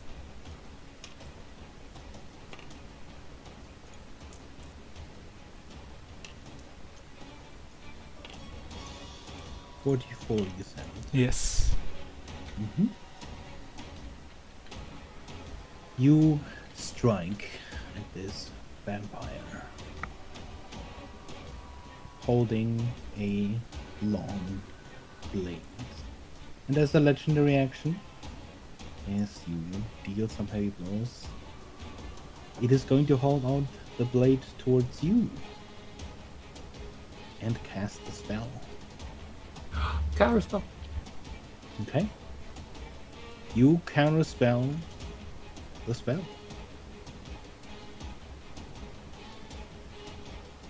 Crap, I cast the spell. Thought I was gonna. Red. Your turn. Okay. I'm gonna say to everybody, shield your eyes and look away. And then I'm going to use my lantern to emit a radiant light. And anyone that is looking or see it or something like that. Yeah, it does a DC 15 Constitution save. DC 15 Constitution. They have to roll a 3 or lower. Okay. It'll hit both of them though.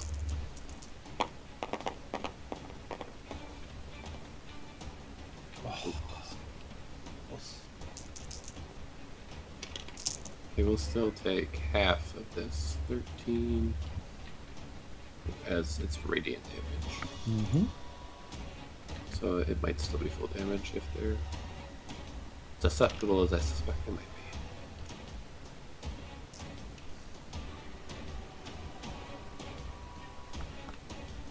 You see them recoil as the light drinks. I'll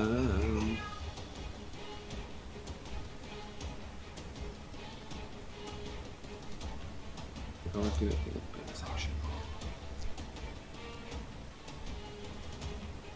I, as the bonus action, will give Huxley a bardic inspiration. Huxley's about to run in and smack some things. And that'll be my turn. Okay. You see this vampire begin to move, slowly stalking, almost in a very different fashion than the other vampire moved, much more calculating.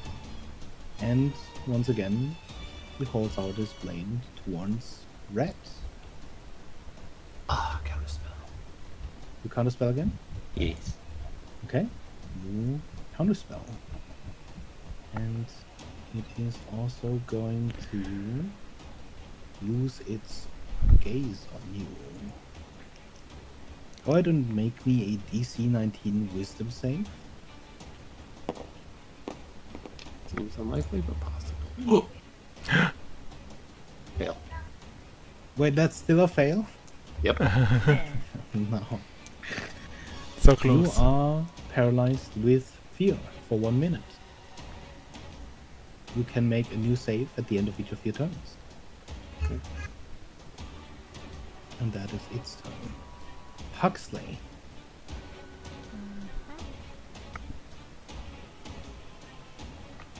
Gonna run in.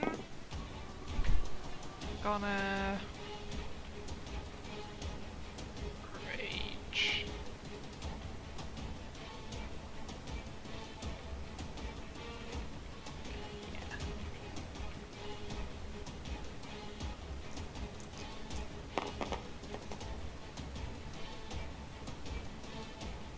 And I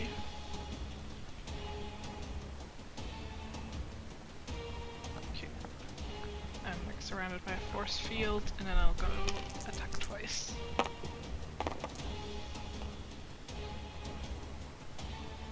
For a 17 to hit. And a 29 to hit. 17 does not hit, the other one does. Or 26 damage. Mm-hmm. With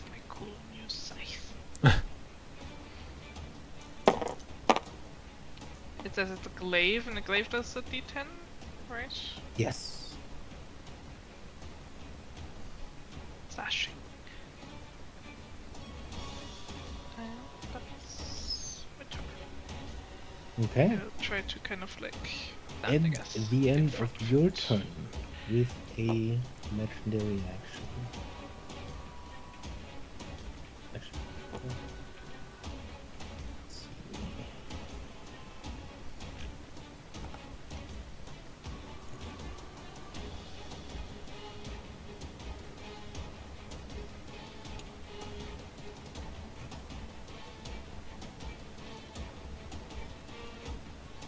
Okay.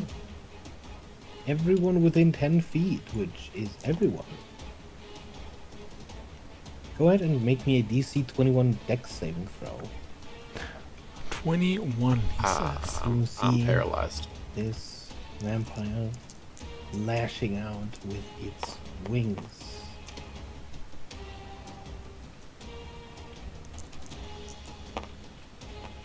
You know the worst thing about being paralyzed? Hmm. What kind of save? Is that attacks against you are considered critical attacks. Critical. Mm-hmm. Good thing this is a safe thing. I used Indomitable twice, just so you know. To save. 20. Right. Those of you who saved take 10 points of piercing damage. Those of you who failed, well, not those of you who failed, take 10 points of piercing damage Oh, okay. and are knocked prone. Those of you who succeeded are not knocked prone and do not take damage.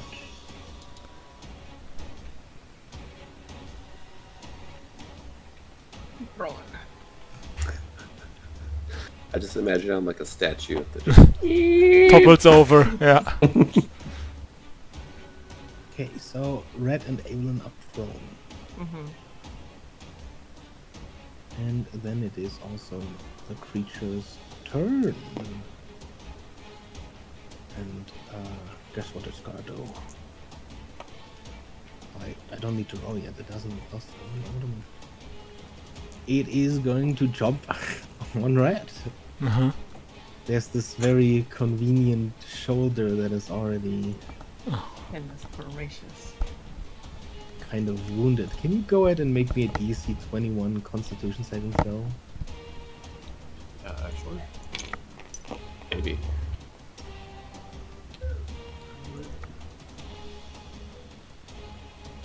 Fail.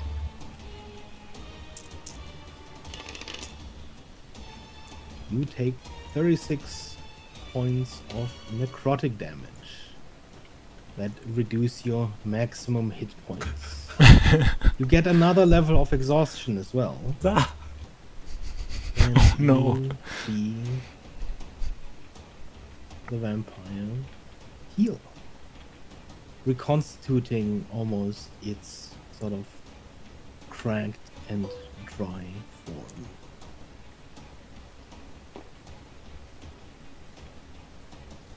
And that for now is its turn.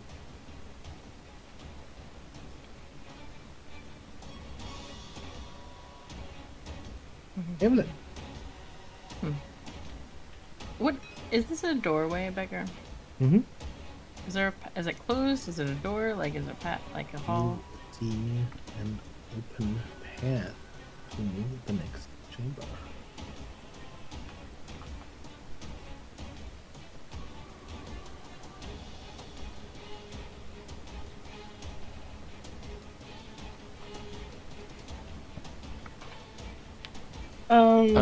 Beggar, I hate to do this myself, but that you need to roll that damage twice because it's a crit. Yeah. Since it's from a save, I don't think it The bite. does Okay. crit damage. It was 'cause you not have to rolled make to a hit. save to take damage. Okay. The not an attack roll. okay. This feels like an attack. Hey, it just says any attack, but yeah. If you hadn't gone prone, it would have probably had to grapple you, which would have been part of an attack.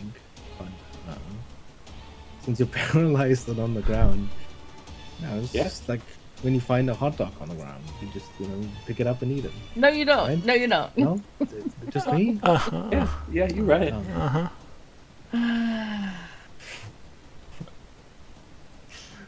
Um.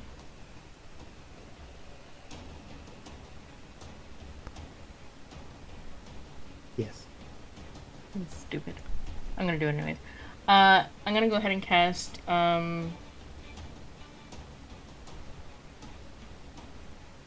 what size are these guys? Technically would count as large. They're more humanoid large. So they're not as wide as some large, but they probably count as large.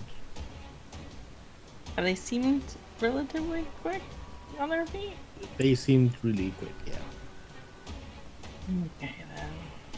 I'm gonna go ahead and cast Luke's Resilient Sphere on Rhett. Okay. Red gets bubbled. It's technically dex save. You win. You can if you were trying to resist. But I feel He's technically automatically. still Yeah. paralyzed. I know. I'm just saying, but paralyzed you would, I think, automatically fail. So. Yes. And then I'm going to. Does it seem like I'm in reach of any of these guys right now? Not at melee reach. Okay.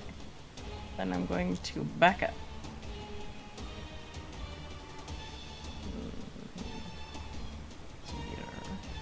Here. As a legendary action, Wow. this guy is going to cast a spell at Silas. Rude. It is a cantrip. Go ahead and make me a Constitution saving throw, please. The DC is 19. Con. Okay. Oh.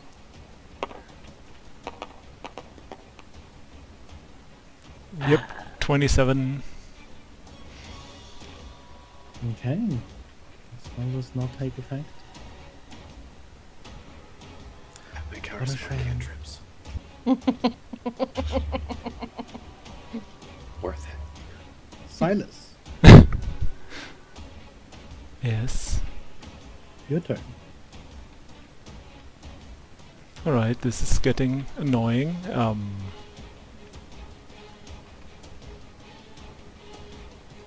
That one guy is nibbling at Red.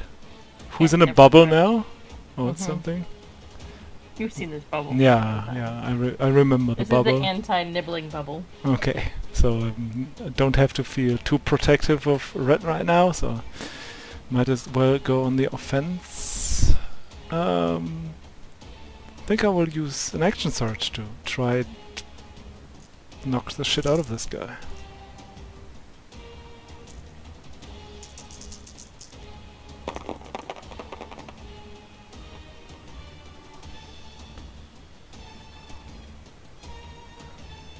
It's like 2 misses and 5 hits. Like 2 of them are like a 16 that misses, but the next one is a 19, so that one should hit, so 5 hits. Do I add... I think I add another... I try another of the...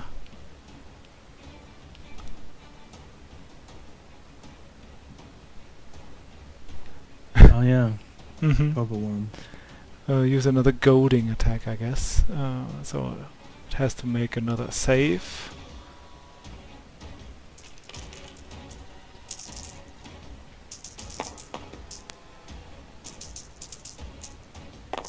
That is only a 14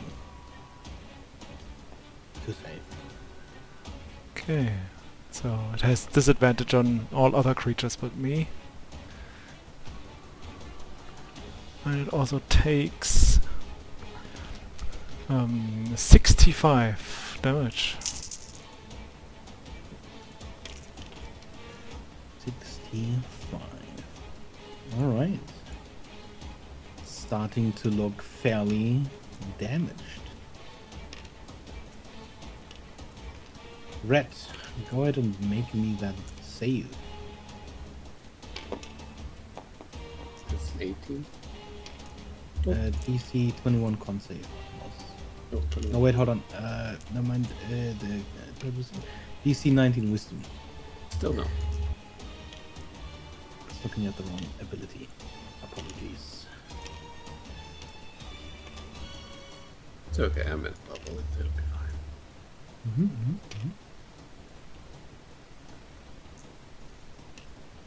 This guy's turn. So he is going to heal a little bit. Because his wounds regenerate slightly as he is going to strike at you, Silas. Mm-hmm. He would get advantage, but disadvantage cancels that out. So these are straight rolls. One hit, one miss.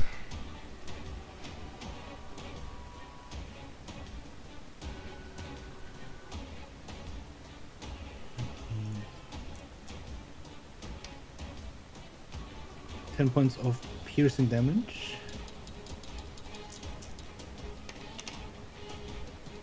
And 14 points of necrotic damage that reduce your maximum hit points. And that increase his hit points.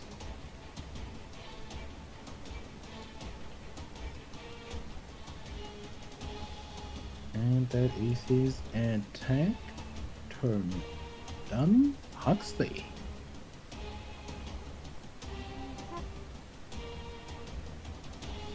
Gonna keep the guy in front of me. I'm not gonna stop you. Good.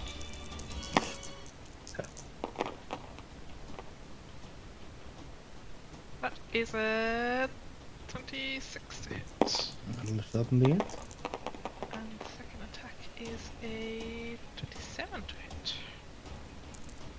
Also hits. For 25 and 30 slashing damage. The vampire before you is starting to look badly hurt, but is still standing. And as a legendary action, he's going to cast a spell at you. Rude. It is a DC 19 con saving throw.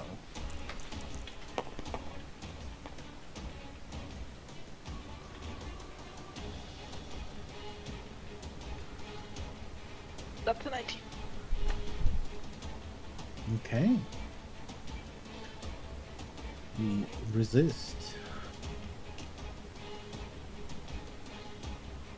Which means it is the other vampire's turn, which, given the sphere, is going to move on over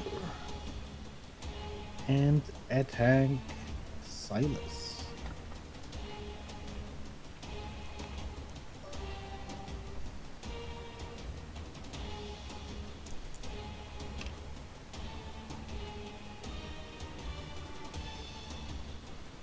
It's another advantage disadvantage thing, I guess. Mm-hmm. Okay.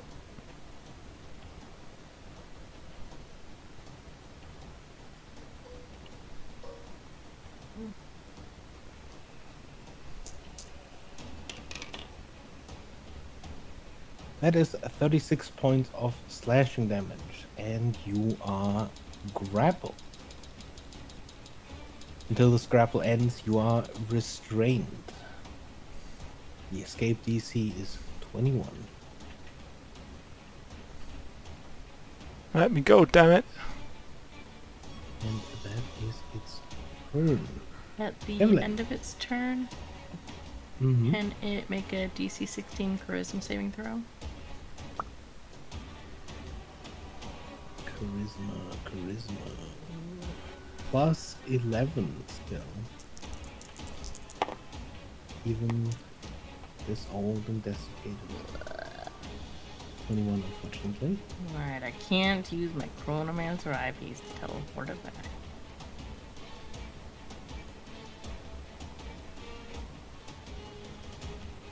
Evelyn.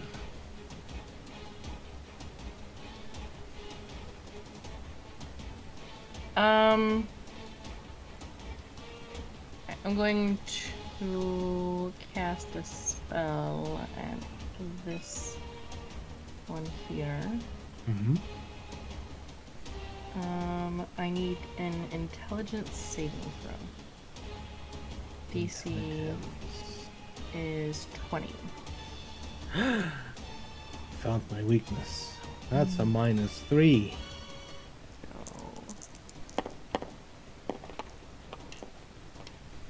Ugh, that's a 5. Alright, as I use Psychic Lance.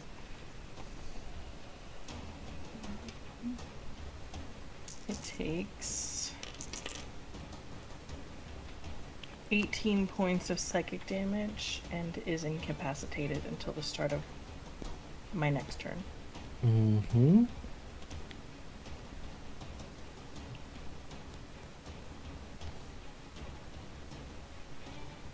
And that's my turn. You're looking it up. Shut up. Okay.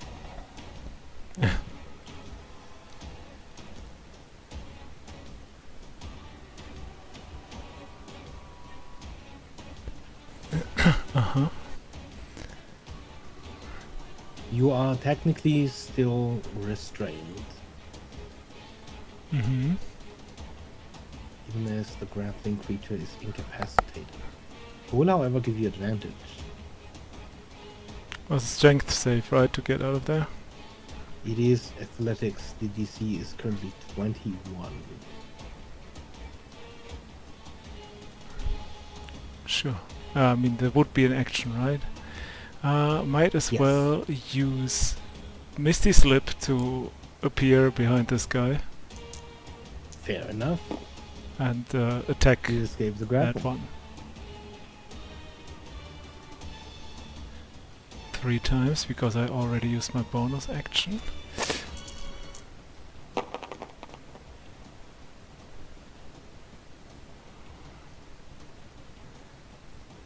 Two hits and 1 miss. Mm-hmm.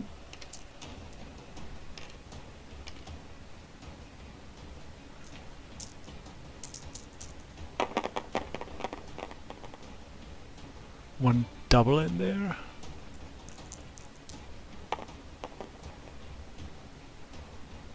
And a good bonus. So that is 32 damage. Mm-hmm. You hack and slash through this vampire. As your last hit strikes, it strikes nothing but crumbling ash.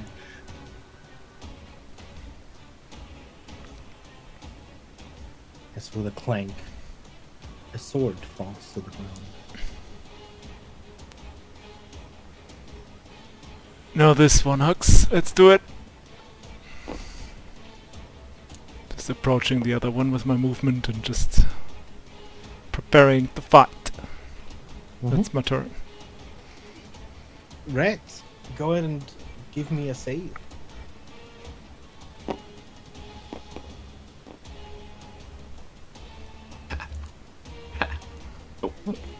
Does he feel less afraid because he's in a bubble and gets advantage on the Safe in his little sphere. Red is taking a little break.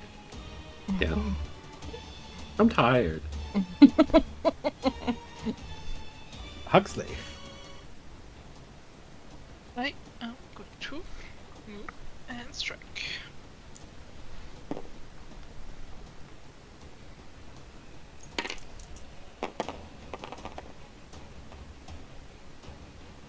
For 23 to hit. And That'll hit. 28 to hit. Both hit. For 25 damage and 31 damage. Ooh. Okay. That's my turn. Very well. It is its turn, but it is incapacitated. So it is Evelyn's turn. Evelyn's going to try and hit it with a firebolt.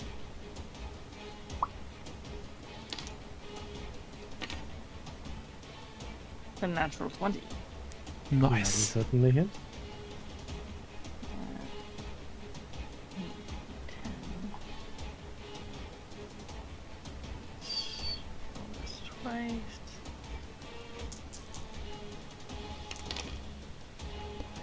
20 plus 22, 42 points of fire damage. Okay. You see the leathery skin of this feral vampire catch flames slightly as a large portion of it scorches, and it looks to be in pretty bad shape. And that is my turn. Okay. And at the end of your turn, it is going to use a legendary action to strike once at Huxley.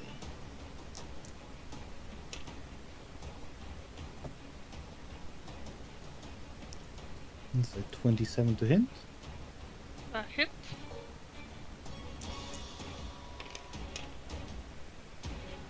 That is 17 slashing damage, and you are now grappled. And it will take 13 force damage. Ow.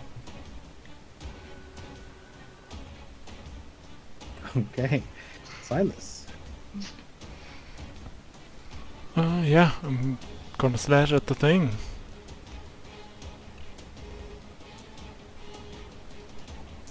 Try to take it down.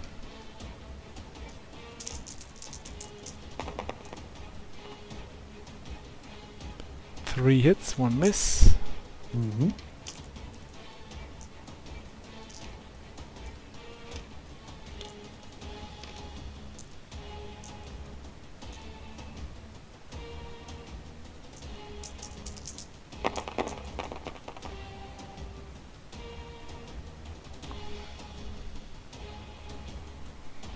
That's 35 damage.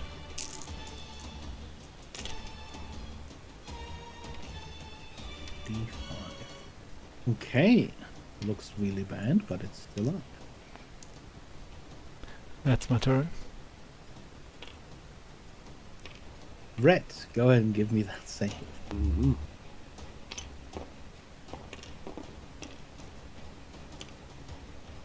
It's a wisdom save, right? Yeah. That's a 16. God damn. The Huxley. impossible save. Just about. It's like getting shucked in time. Okay. Mm-hmm. More hits.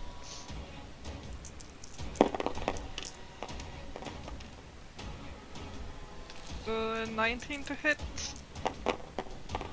Madeline. And a 24 to hit. Move hit. For 25 to hit damage. And 31 damage. Mm-hmm. And this time, as you break through its form, you break through a form of ashes. And you are out of initiative once again. Did I take As damage when I grappled? the mask clatters to the ground. Did you take damage when it grappled you? Yeah. Yeah. I believe that was 17 slashing.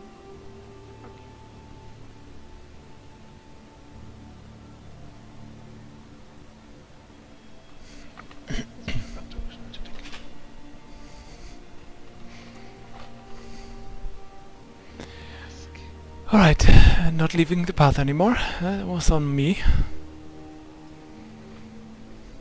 Rolling. As a few moments pass, you find yourself no longer paralyzed, right? But still encased in the resilience sphere. I can only do it for a minute. Just so you could stay in the bubble. Thanks. Right. You holding up? Sure.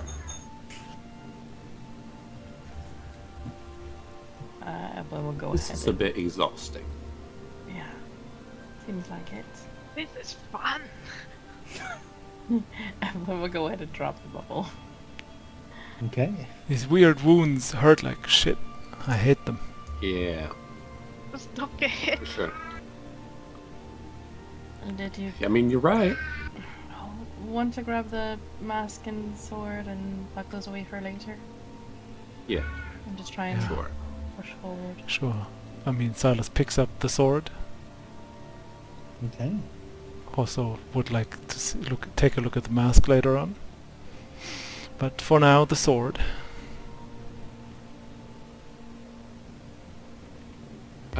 I can collect masks, I guess. And then the door. I mean, if it's as good as the scythe, maybe you want to check it out now, what it does. The scythe will take a bit to be able to access, studying it and focusing it to be able to utilize its properties, but I could see if you want the sword, I could take a look at. Yeah, let's take both. Maybe the mask will also let us see things through it or something. I don't know how magic works. And then we'll take a minute to identify the sword. The sword you find is cursed.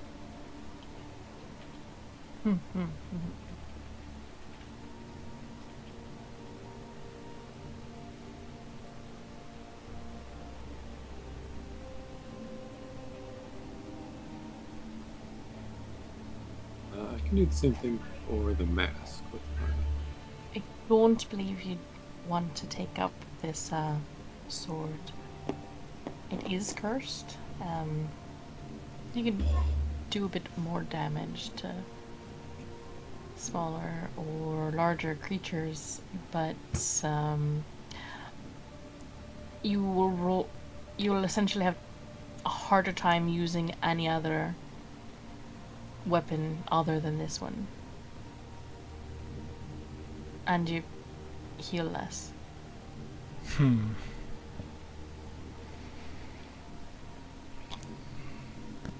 Sounds literally like a double-edged sword, I guess.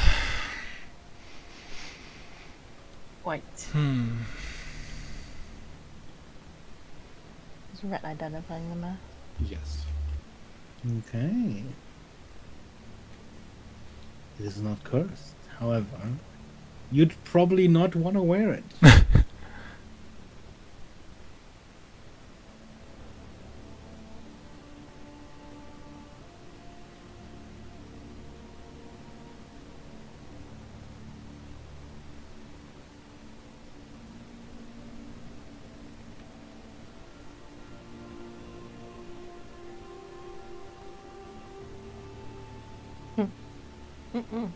Uh-huh. Are you sure it's not cursed? I mean, the This very is the- thing is kind of a cursed The creation. definition but is cursed. does not carry a curse. I feel like it does. I don't know, man. I mean, Hux won't wear it himself, but he'll take it. What a surprise! Uh-huh. Yeah, you can have it. I mean, Don't.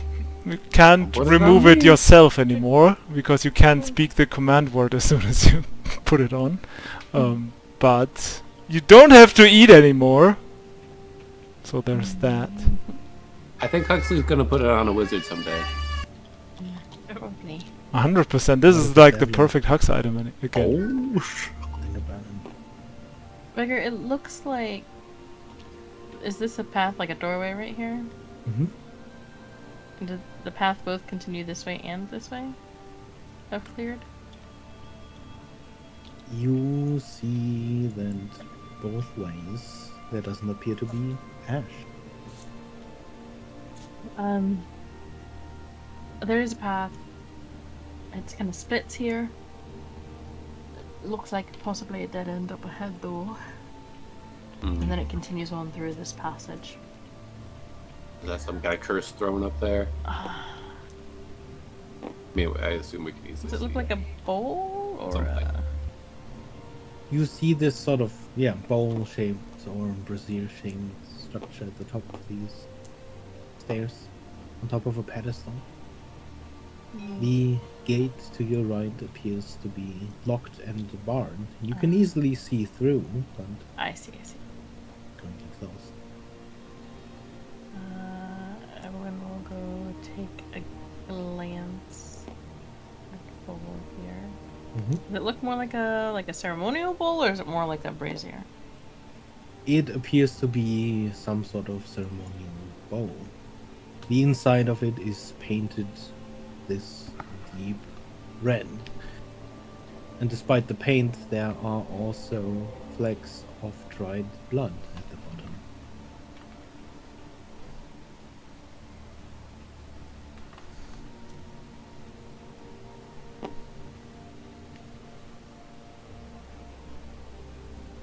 Anything useful, interesting? Does if I put up detect magic again, does it read as magical? It does not.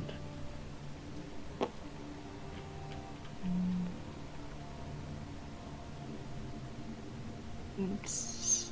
Nothing magical necessarily. Looks like it was a bowl that probably held blood.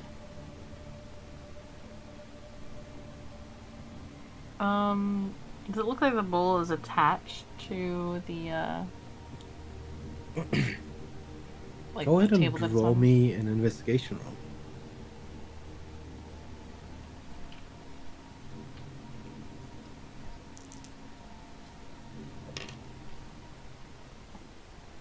It's a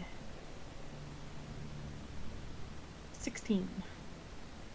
How far do you go in your investigation? You can tell that just looking underneath, it does not seem to be attached at the edges. At least not physically. It's not sort of hewn from the same material. Do you try to slightly lift it to see?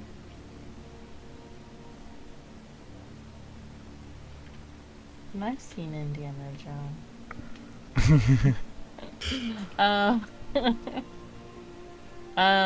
Probably not right away. Just kind of initially, just kind of carefully looking at the edges of it. Maybe seeing if it could be turned without lifting it. It does not seem, at least doesn't look like it's attached. You have no indication of it being attached. And can it twist on like in a You circle? try and twist it. Yeah. Okay. You turn it. It turns. I just rolled for my There is second win. this little bit of resistance as you turn it, implying that it is maybe somehow attached. As your twist would have possibly slightly moved its position, it does remain anchored to the center. Seems probably attached to a surface. Reg, is there any obvious way to open that gate over there? I was just looking into that. Yeah. Can I reach through and push the bar up? Push the what up? You said it was like barred? Oh, like iron bars. Like each of these Oh, I see. Yeah. circles is vertical iron bars. So does it just have a regular like lock? There does not appear to be any lock of any kind. It's just an iron gate. How far apart seem the bars to be? Yeah, it's not super obvious. Of course, we do have ways around that. It's like a Not sure. good half foot or so, I guess, between the bars. Not sure how much resources we want to commit to this. Right. That vial I gave you, we could attempt to see if I could pour that in the bowl here, if that helps with Yeah. Sure. Or it's just is it just normal iron, the bars, or It Wait. looks like it. I could try something. If that's fine. Well, if you want to try something first, that's fine. I will I will use my cloak and open it a little bit, and out of there comes a beautiful insect friend that can spit acid. And I will try and use acid on the iron bars to see if I can melt them away somehow. Okay. I want to make my dear friend Saxley spit on the bars. Okay.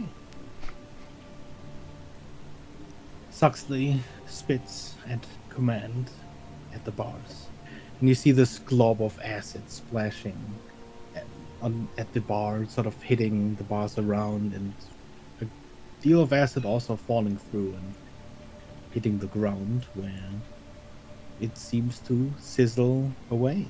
You do see the iron of the bars start to slowly decay. Every 6 seconds I use an action to make him spit again, to see if can Okay, slowly you whittle it cover down. these bars in acid, and you probably do this for about a minute or so. At which point you have a puddle of sludge at the bottom of this gate, and a bit of a puddle of acid that seems to be sizzling away at the stone underneath. I mean, that'll probably do it. Good work, Saxley. Petting Saxley. Being very proud of Saxley. Does it look like we can fit through? There's a fairly large opening at this point. You Right. probably have to do a wide step to pass over the acid, but at least the acid on the top side of the bars has stopped dripping.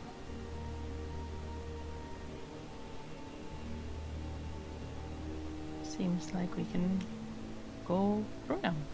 Watch the path. Of Yeah. Evelyn will try and Evelyn will try and move through, kind of get through to where the path is You again. do a small hop over the acid on the ground and come out the other side.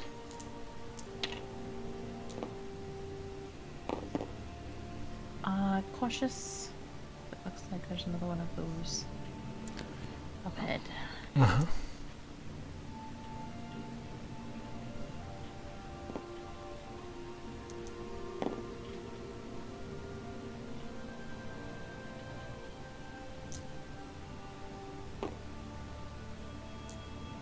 Like a stone door. Or no, stairs.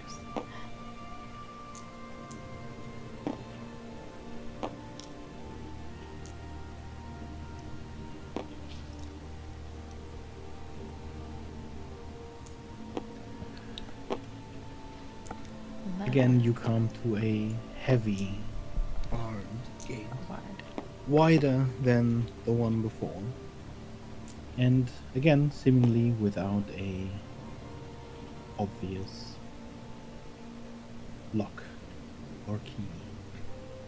There is, however, a fairly obvious lever just to the side. This might open it. Huxley, can you just stay back there by that sarcophagus in case it pops up? Since you're having a good time with all this. Sure. You pull the lever. And then we'll go ahead and pull the lever. Okay. Yeah, With stay on the path, a please. creaking and clacking as you pull the lever. There's this rattling noise as the gate in front of you starts rising. You see the bars that were sort of embedded into the ground leave only some holes behind us. This portcullis rises into the ceiling. Right.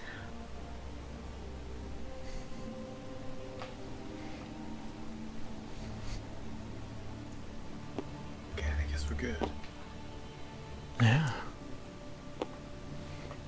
Seems That like it. continues up this way, right? Oops. I have Secrets revealed revealed. too much. No, don't look. It's the same. It's mirrored. And it doesn't go back this way, right? It goes up this way. Yes. The trail of non-trail. The non-trail.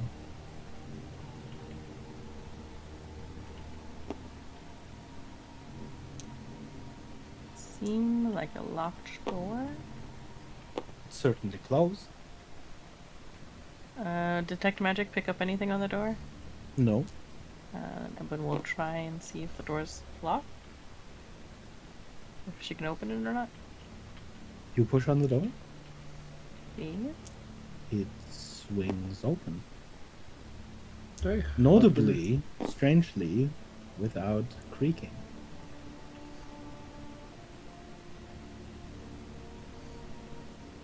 Could I hover upward just a little bit to get a view of this higher area?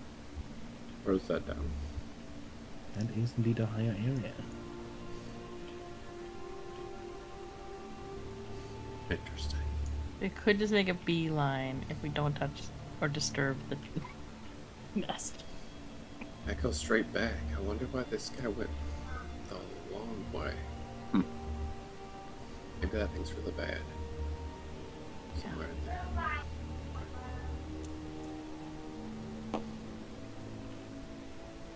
To either side, you see a thin staircase leading down, and before you see another door where the lone trail appears to lead.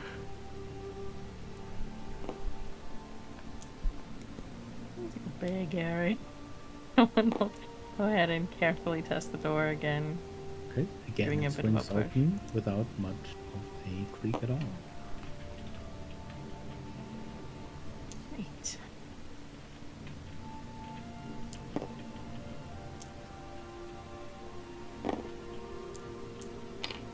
As you enter this larger corridor, you see that the trail branches off.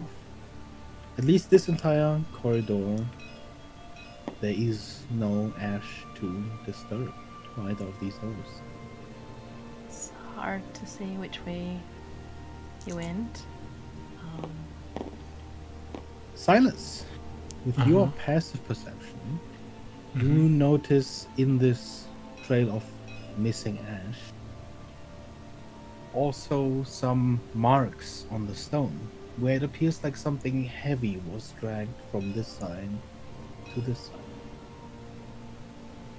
Evelyn, look at this. And he points at the marks. Seems like something has been dragged from over there over here.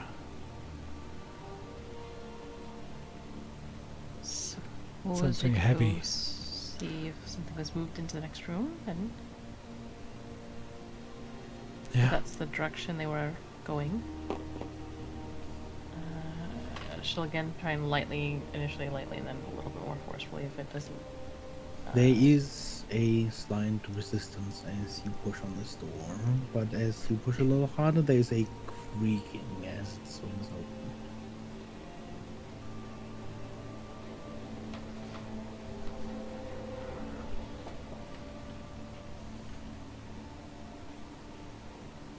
Have we seen things like this before? Not exactly like this. You probably would have seen similarly ornate sarcophagi before, Okay. but these seem to be highly ornate. You see horns adorning a large number of them. The markings on the floor clearly showing that these were pushed into this room. Sarcophagi of heavy stone. It seems like maybe three. This might be storage. they could have been clearing out the other room if Yeah. they were dragging it over this way. Yeah, we could check the other room So- just to see. You sure you don't want to disturb these ones? Might just want to leave those alone. Well, for now, we might just check other rooms first. Sure. On the other side, the door swings open, Huh. with not so much as a creak. There's no ash in here. There is no ashes at all in here. And as you step inside, I'm gonna go pee real quick. Alright, same. Kill the slab. Wait, what? If there's a wizard, then we need to kill him. With my cool new mage eater. Mm, We're also looking for sure. ones that we don't want to kill too. Guys, hear me out. We've been like flowing through time, and Evelyn is someone who's trying to figure out the death thing, like, and she would totally experiment on these guys. So what if this is Evelyn's lab from some kind of future? This is a really cool lab. Evelyn would love this lab. Yeah, that's what I'm saying. There's even a little short bed. Uh-huh. I'm Are onto something here. Is there a book here? Yes, there is in fact a book there. On this pedestal, almost openly presented.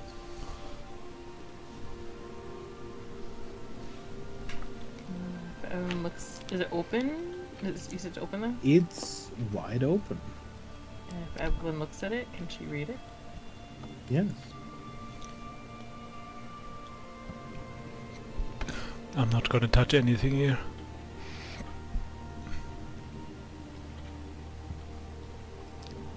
It appears like pages are ripped out of the middle.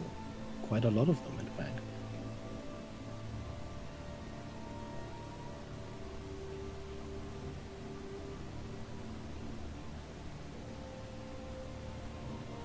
Any context to what the other pages are that are left?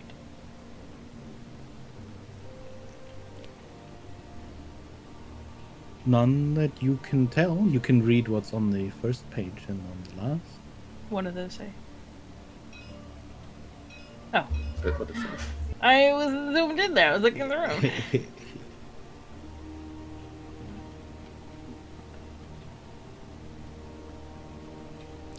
What the hell?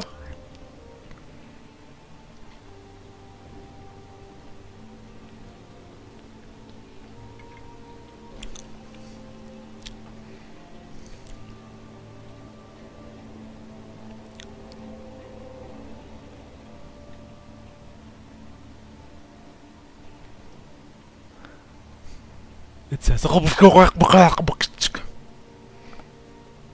like that.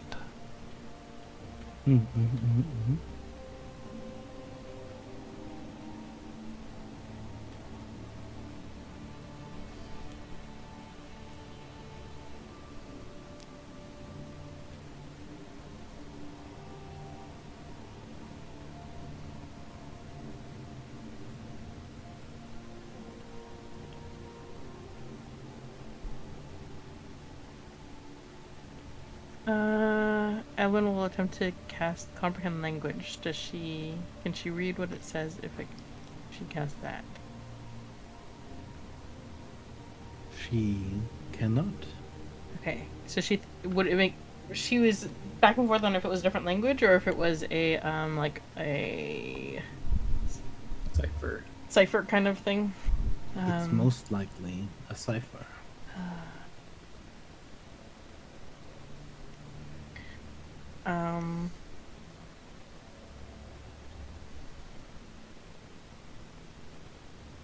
Looks like they were attempting to gather some blood, probably for a ritual of some sorts. They've taken most of what they wrote as far as their theories, but they've left something in a bit of a cipher. It might take some time to decipher it, though.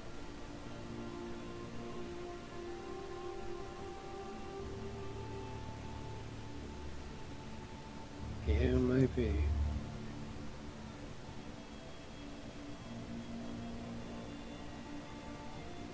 Doesn't say.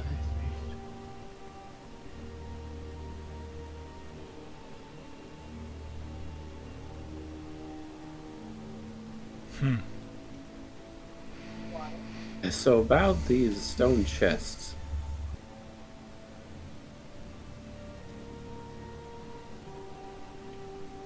Huh. Saying there's stuff, you know. Okay, well.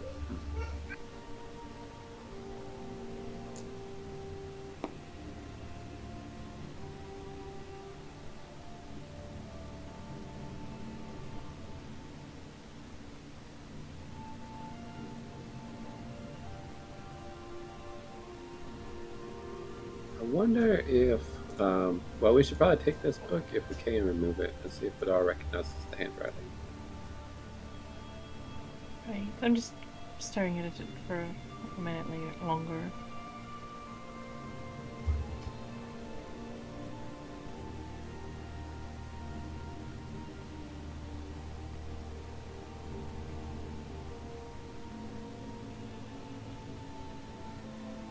I'm trying to see if I can decode this, if I can figure out what the code is.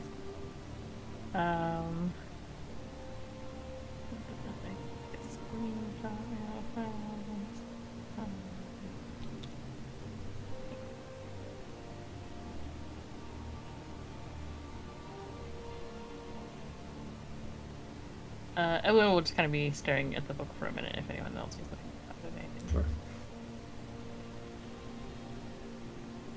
Can you give me an intelligence check? Okay.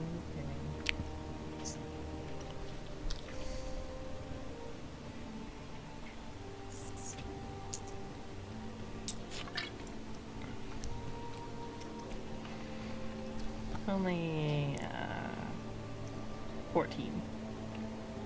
I'm just gonna stare at this another bit.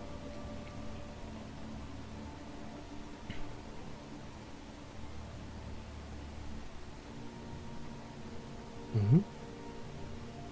Can I be checking around? I don't quite know how my microscope works, but or not magnifying glass. I got microscope on my mind. What magnifying glass was this again? This The identify one? Yeah, it seems like there's also possible that I could make like Arcana checks to tell if things are magical. Yeah, just like on a base, kind of before identifying.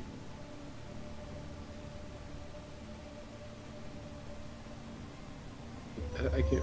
I don't really know what it means.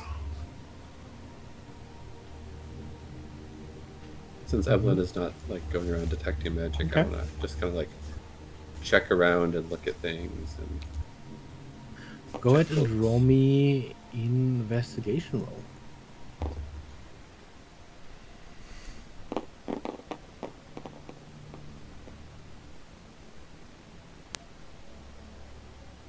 Yeah, show me.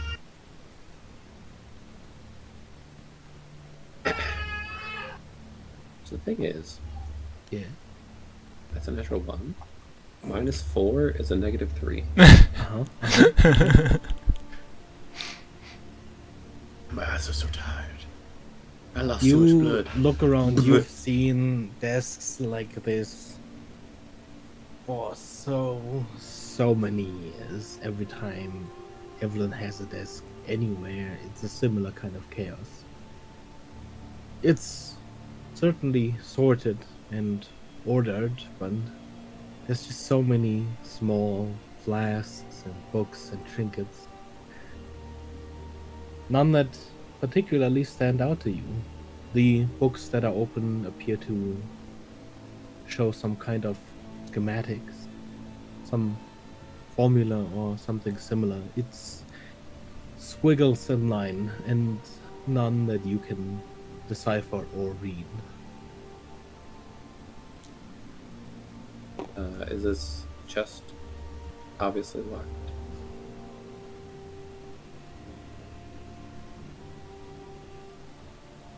It is. Chest is locked. Which chest is locked? That one. Do I'm just you gonna sit down yell on the that bed. out while you're in front of the chest? Yep. Then from inside the chest you hear I said no, it's not. I'm gonna go sit on the bed. Wait, the chest said no, it's not.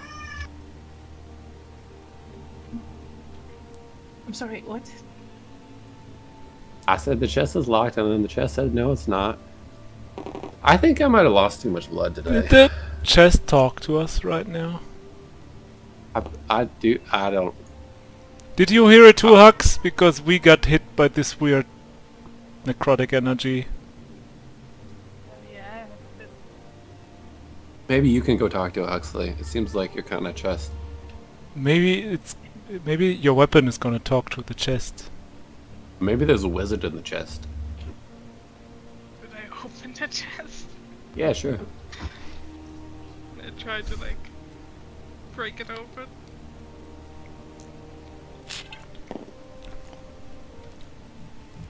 How exactly? Like taking the lid and just pry it open. Okay, so you try and pry open the lid. The chest appears to be locked. From inside you hear... Dumbass. It's you. Please open. You talking to the chest now?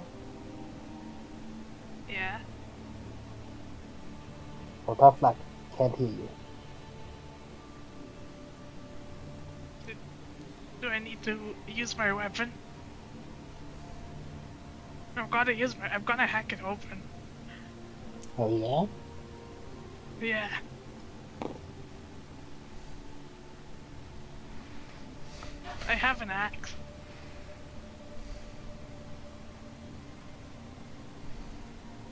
Can I intimidate the chest? Maybe there's someone in the chest and not the chest itself.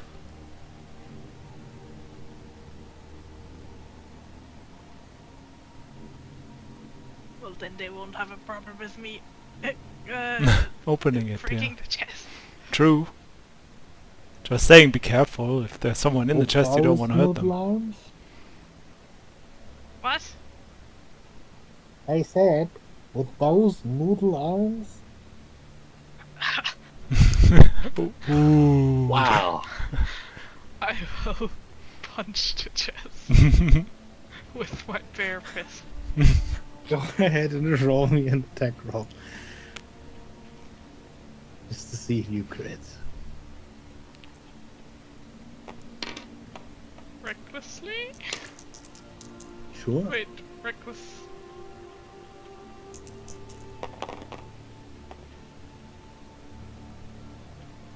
Oh, 17 plus. How much damage do you do right now with how much strength you have? 8. I think. You punch the chest and there is a loud crack. You have not punched through, but there's certainly a large crack in the chest. Oh, easy there.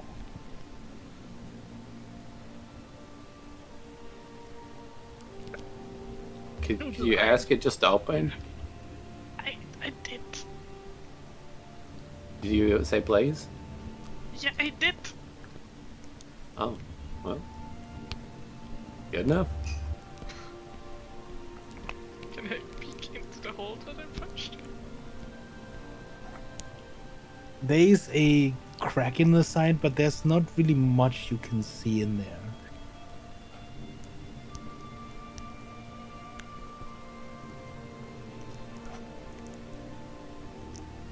Can I like rip it open now that there's a crack?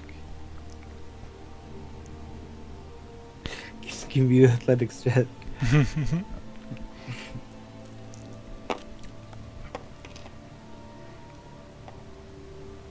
Oh, almost a 20. That's a 32. Okay.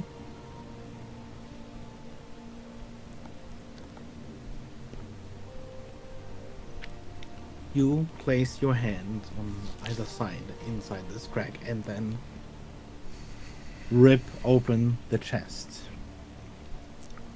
You see a few pieces of cloth fall out. as well as a small metal bottle, which lands in the pile with a thunk.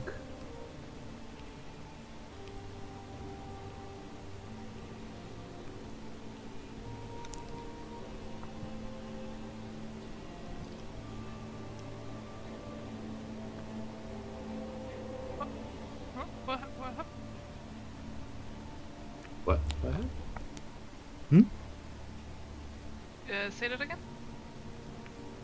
As you rip open the chest, a number of pieces of cloth fall out, as well as a bottle that lands within that pile with a thunk.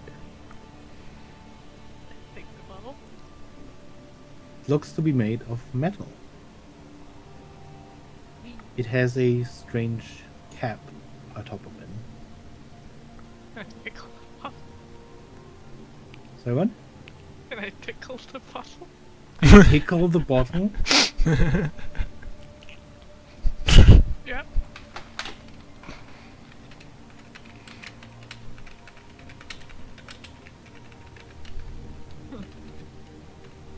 You tickle the bottle.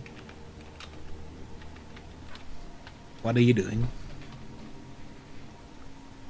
Can I tickle the chest?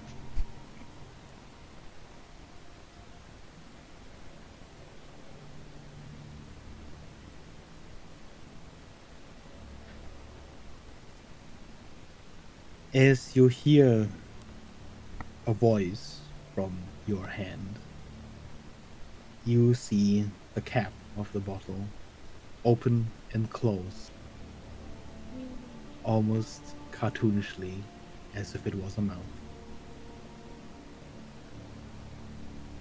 Bottle can talk. Oh, You do have noodly arms. They're strong noodles. they changed too. It's just noodly right now. Yeah, I can make them like extremely muscly. Mm-hmm. You don't even have arms. Hey, wait, hang on. We'll get back to that in a second. Do you guys know a guy named Boltzmann? Mm-hmm. Oh, good. What's your name?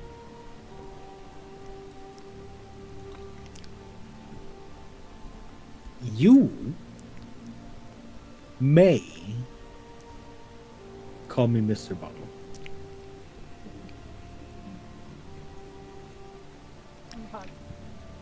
Dragon. I have halfway translated this, but I'm having a hard time with some of the letters font. Is it like the same kind of riddle we've had before? or It's you- like a replacement letter. yeah, okay. Have you found the keyword? I don't know what the key word is. I've just been able to figure out what some of the letters are. Like, I can read some of the sentences. I've been able to replace it. I just don't know what the key word is. Probably the B is an A, is that true?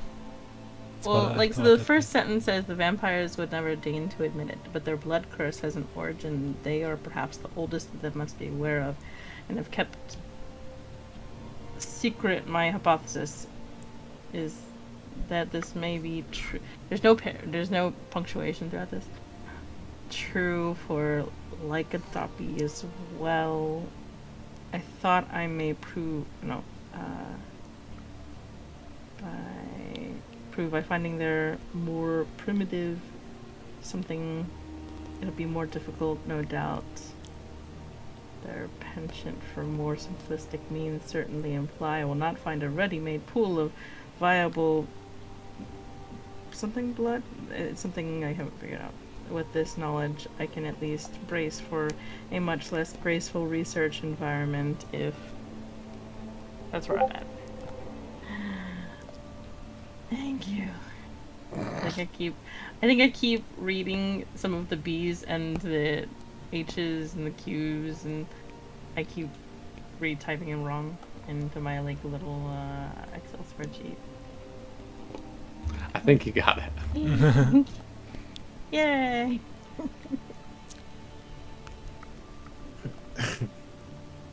While the rest of the party talks to a bottle.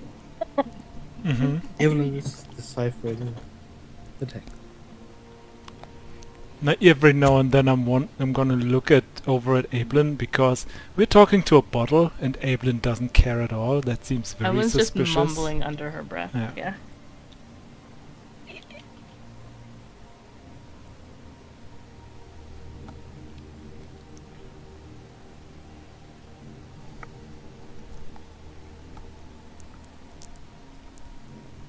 Lux will introduce Mr. Bottle to Malay.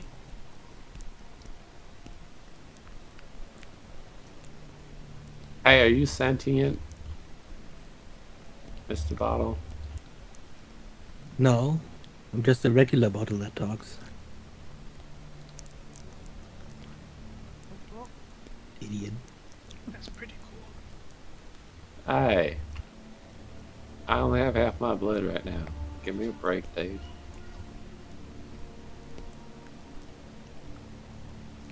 Did you call the bottle Dave?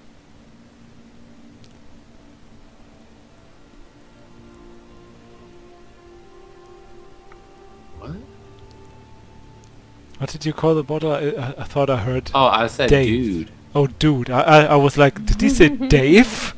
I was like, this, just randomly calling the bottle Dave. Yeah. His is Yeah, not a name. no, I'm just gonna, yeah, it probably sounded like Dave because he's like a little bit out of it. Oh look, here are you guys talking about how a bottle is sentient, and you two barely are yourselves.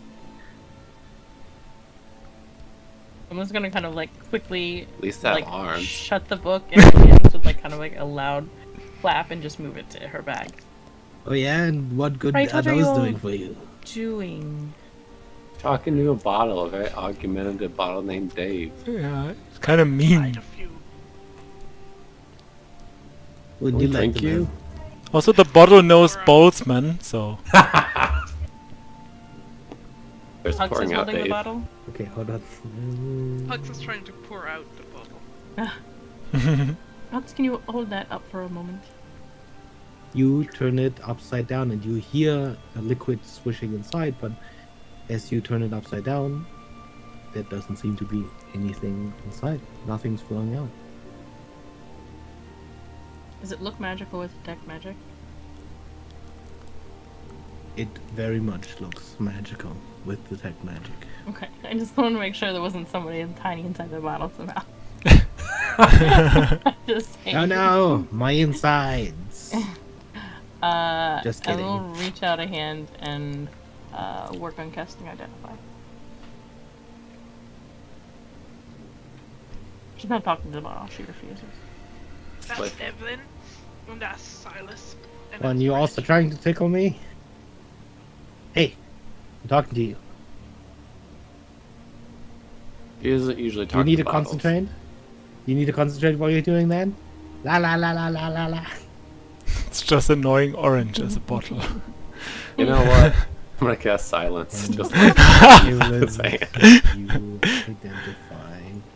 Mr. Bottle. It's actually Mr. Bottle. Oh, Oh my my god. Right, so as unfortunate as it speaks, it's relatively handy.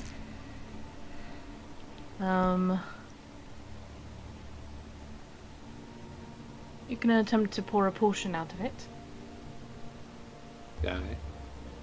but you have to name but you have to name a potion.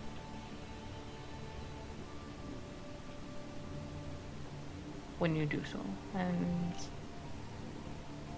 that could come in handy from a potion to healing to something else, but there's a chance that you might not get what you're asking for.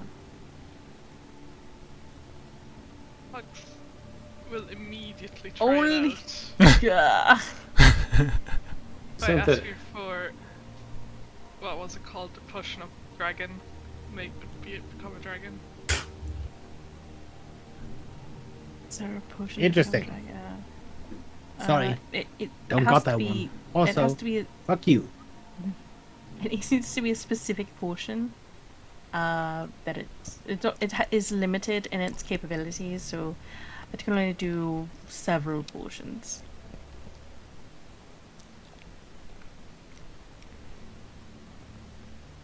But that's the best potion. It can't do that one. Best potion, you say? Does it do anything else besides potions? Besides potions? Yeah. Anything just normal? Your small brain can't comprehend the power that is present before you. Oh. The last part is nice. Limited. I can mix you any potion that you want.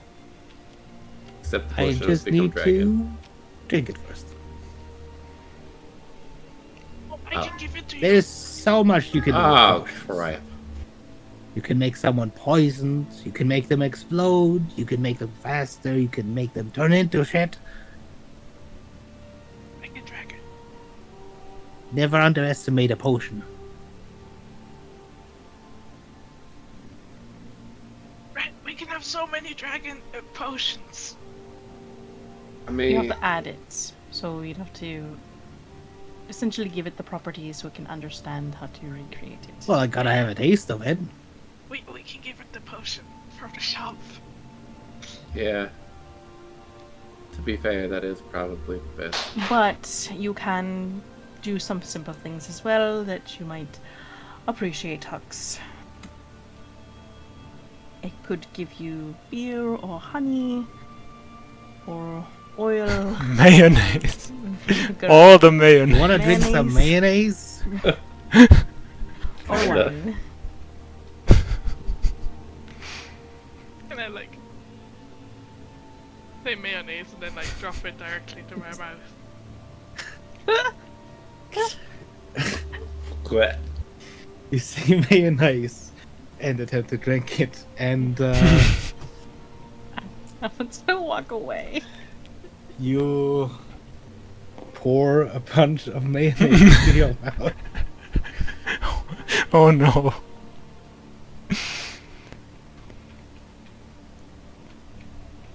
This is great. Okay. I have some mummy rot antidote that we have never used and likely never will use. You want some of that, Mr. Bottle? Sounds boring. Oh. Okay. How many potions can Where's you the drink? exciting stuff? As many as you want, or Oh, we got some Bloody Marilith. You can only do yeah, it Bloody once Marilith is a good. day. Huxley, feed it your And Bloody it Marilith. might. I mean, it's going to be based Yeah, on Huxley, the feed it your bloody capabilities of. Or It's going to be based on the possibilities of, or potential of the bottle. So if it's outside of its, Sheesh, does she ever stop talking? if it's outside of its capabilities, it just lose the potion. Outside of my capabilities? Okay. But, like, you can name each potion each day, right?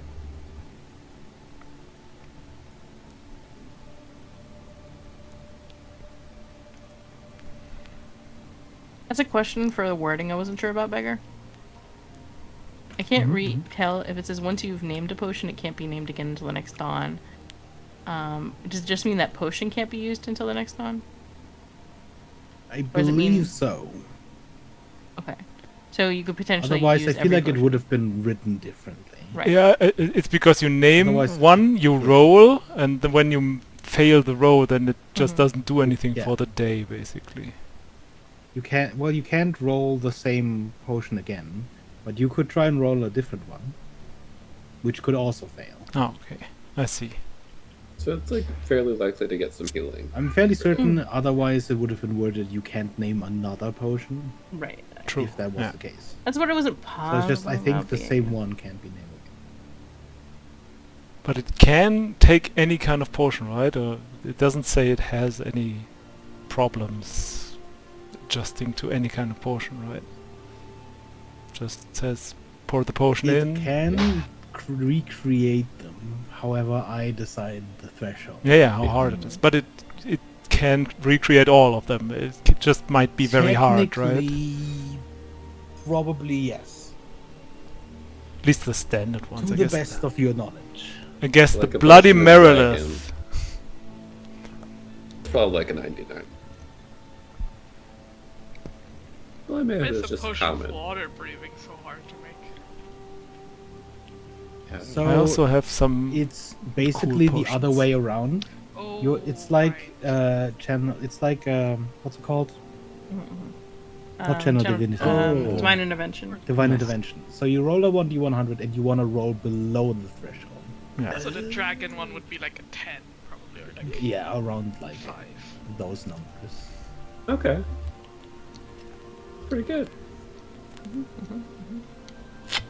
I still have a potion of speed with me. Could use that one too. Yeah. You fit the potion of the blood marrow. Okay. Evelyn, there's a lot of cool stuff in this room. You I was pour gonna the walk around the bloody room. Merilith into its open mouth while it's just going. No, help! I'm drowning. That's fine. If you could drink it. I was just kidding. About drinking it? No, about drowning. I'm a bottle. I don't know. And that's Mr. Bottle to you. Oh, you know, I could cast Feeble Minded on it if it gets annoying. You can feeble mind this mayonnaise. A little bit of spit of mayonnaise on that. Is there anything magical over here with detect magic? As you continue looking around the land, it seems fairly empty, surprisingly. Any notes or anything like that? The books that are open appear to contain a schematic. Both seem to be containing the same one. Most of the other pages of these books are empty or filled with just random notes here and there. I'm gonna at least take the books for now. Mm-hmm.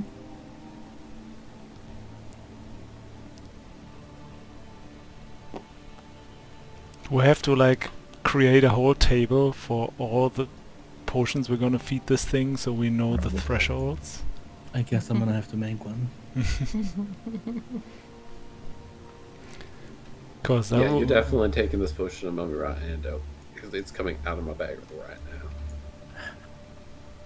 So you feeded the bloody Merilith, and what else you feed them? Sure, I have a Well, we potion of found it speed. I would like to feed the potion of speed. Would be neat Mhm. to create that thing sometimes. And I have a potion of heroism. I want to use that one too. That's all I think that are not already in there.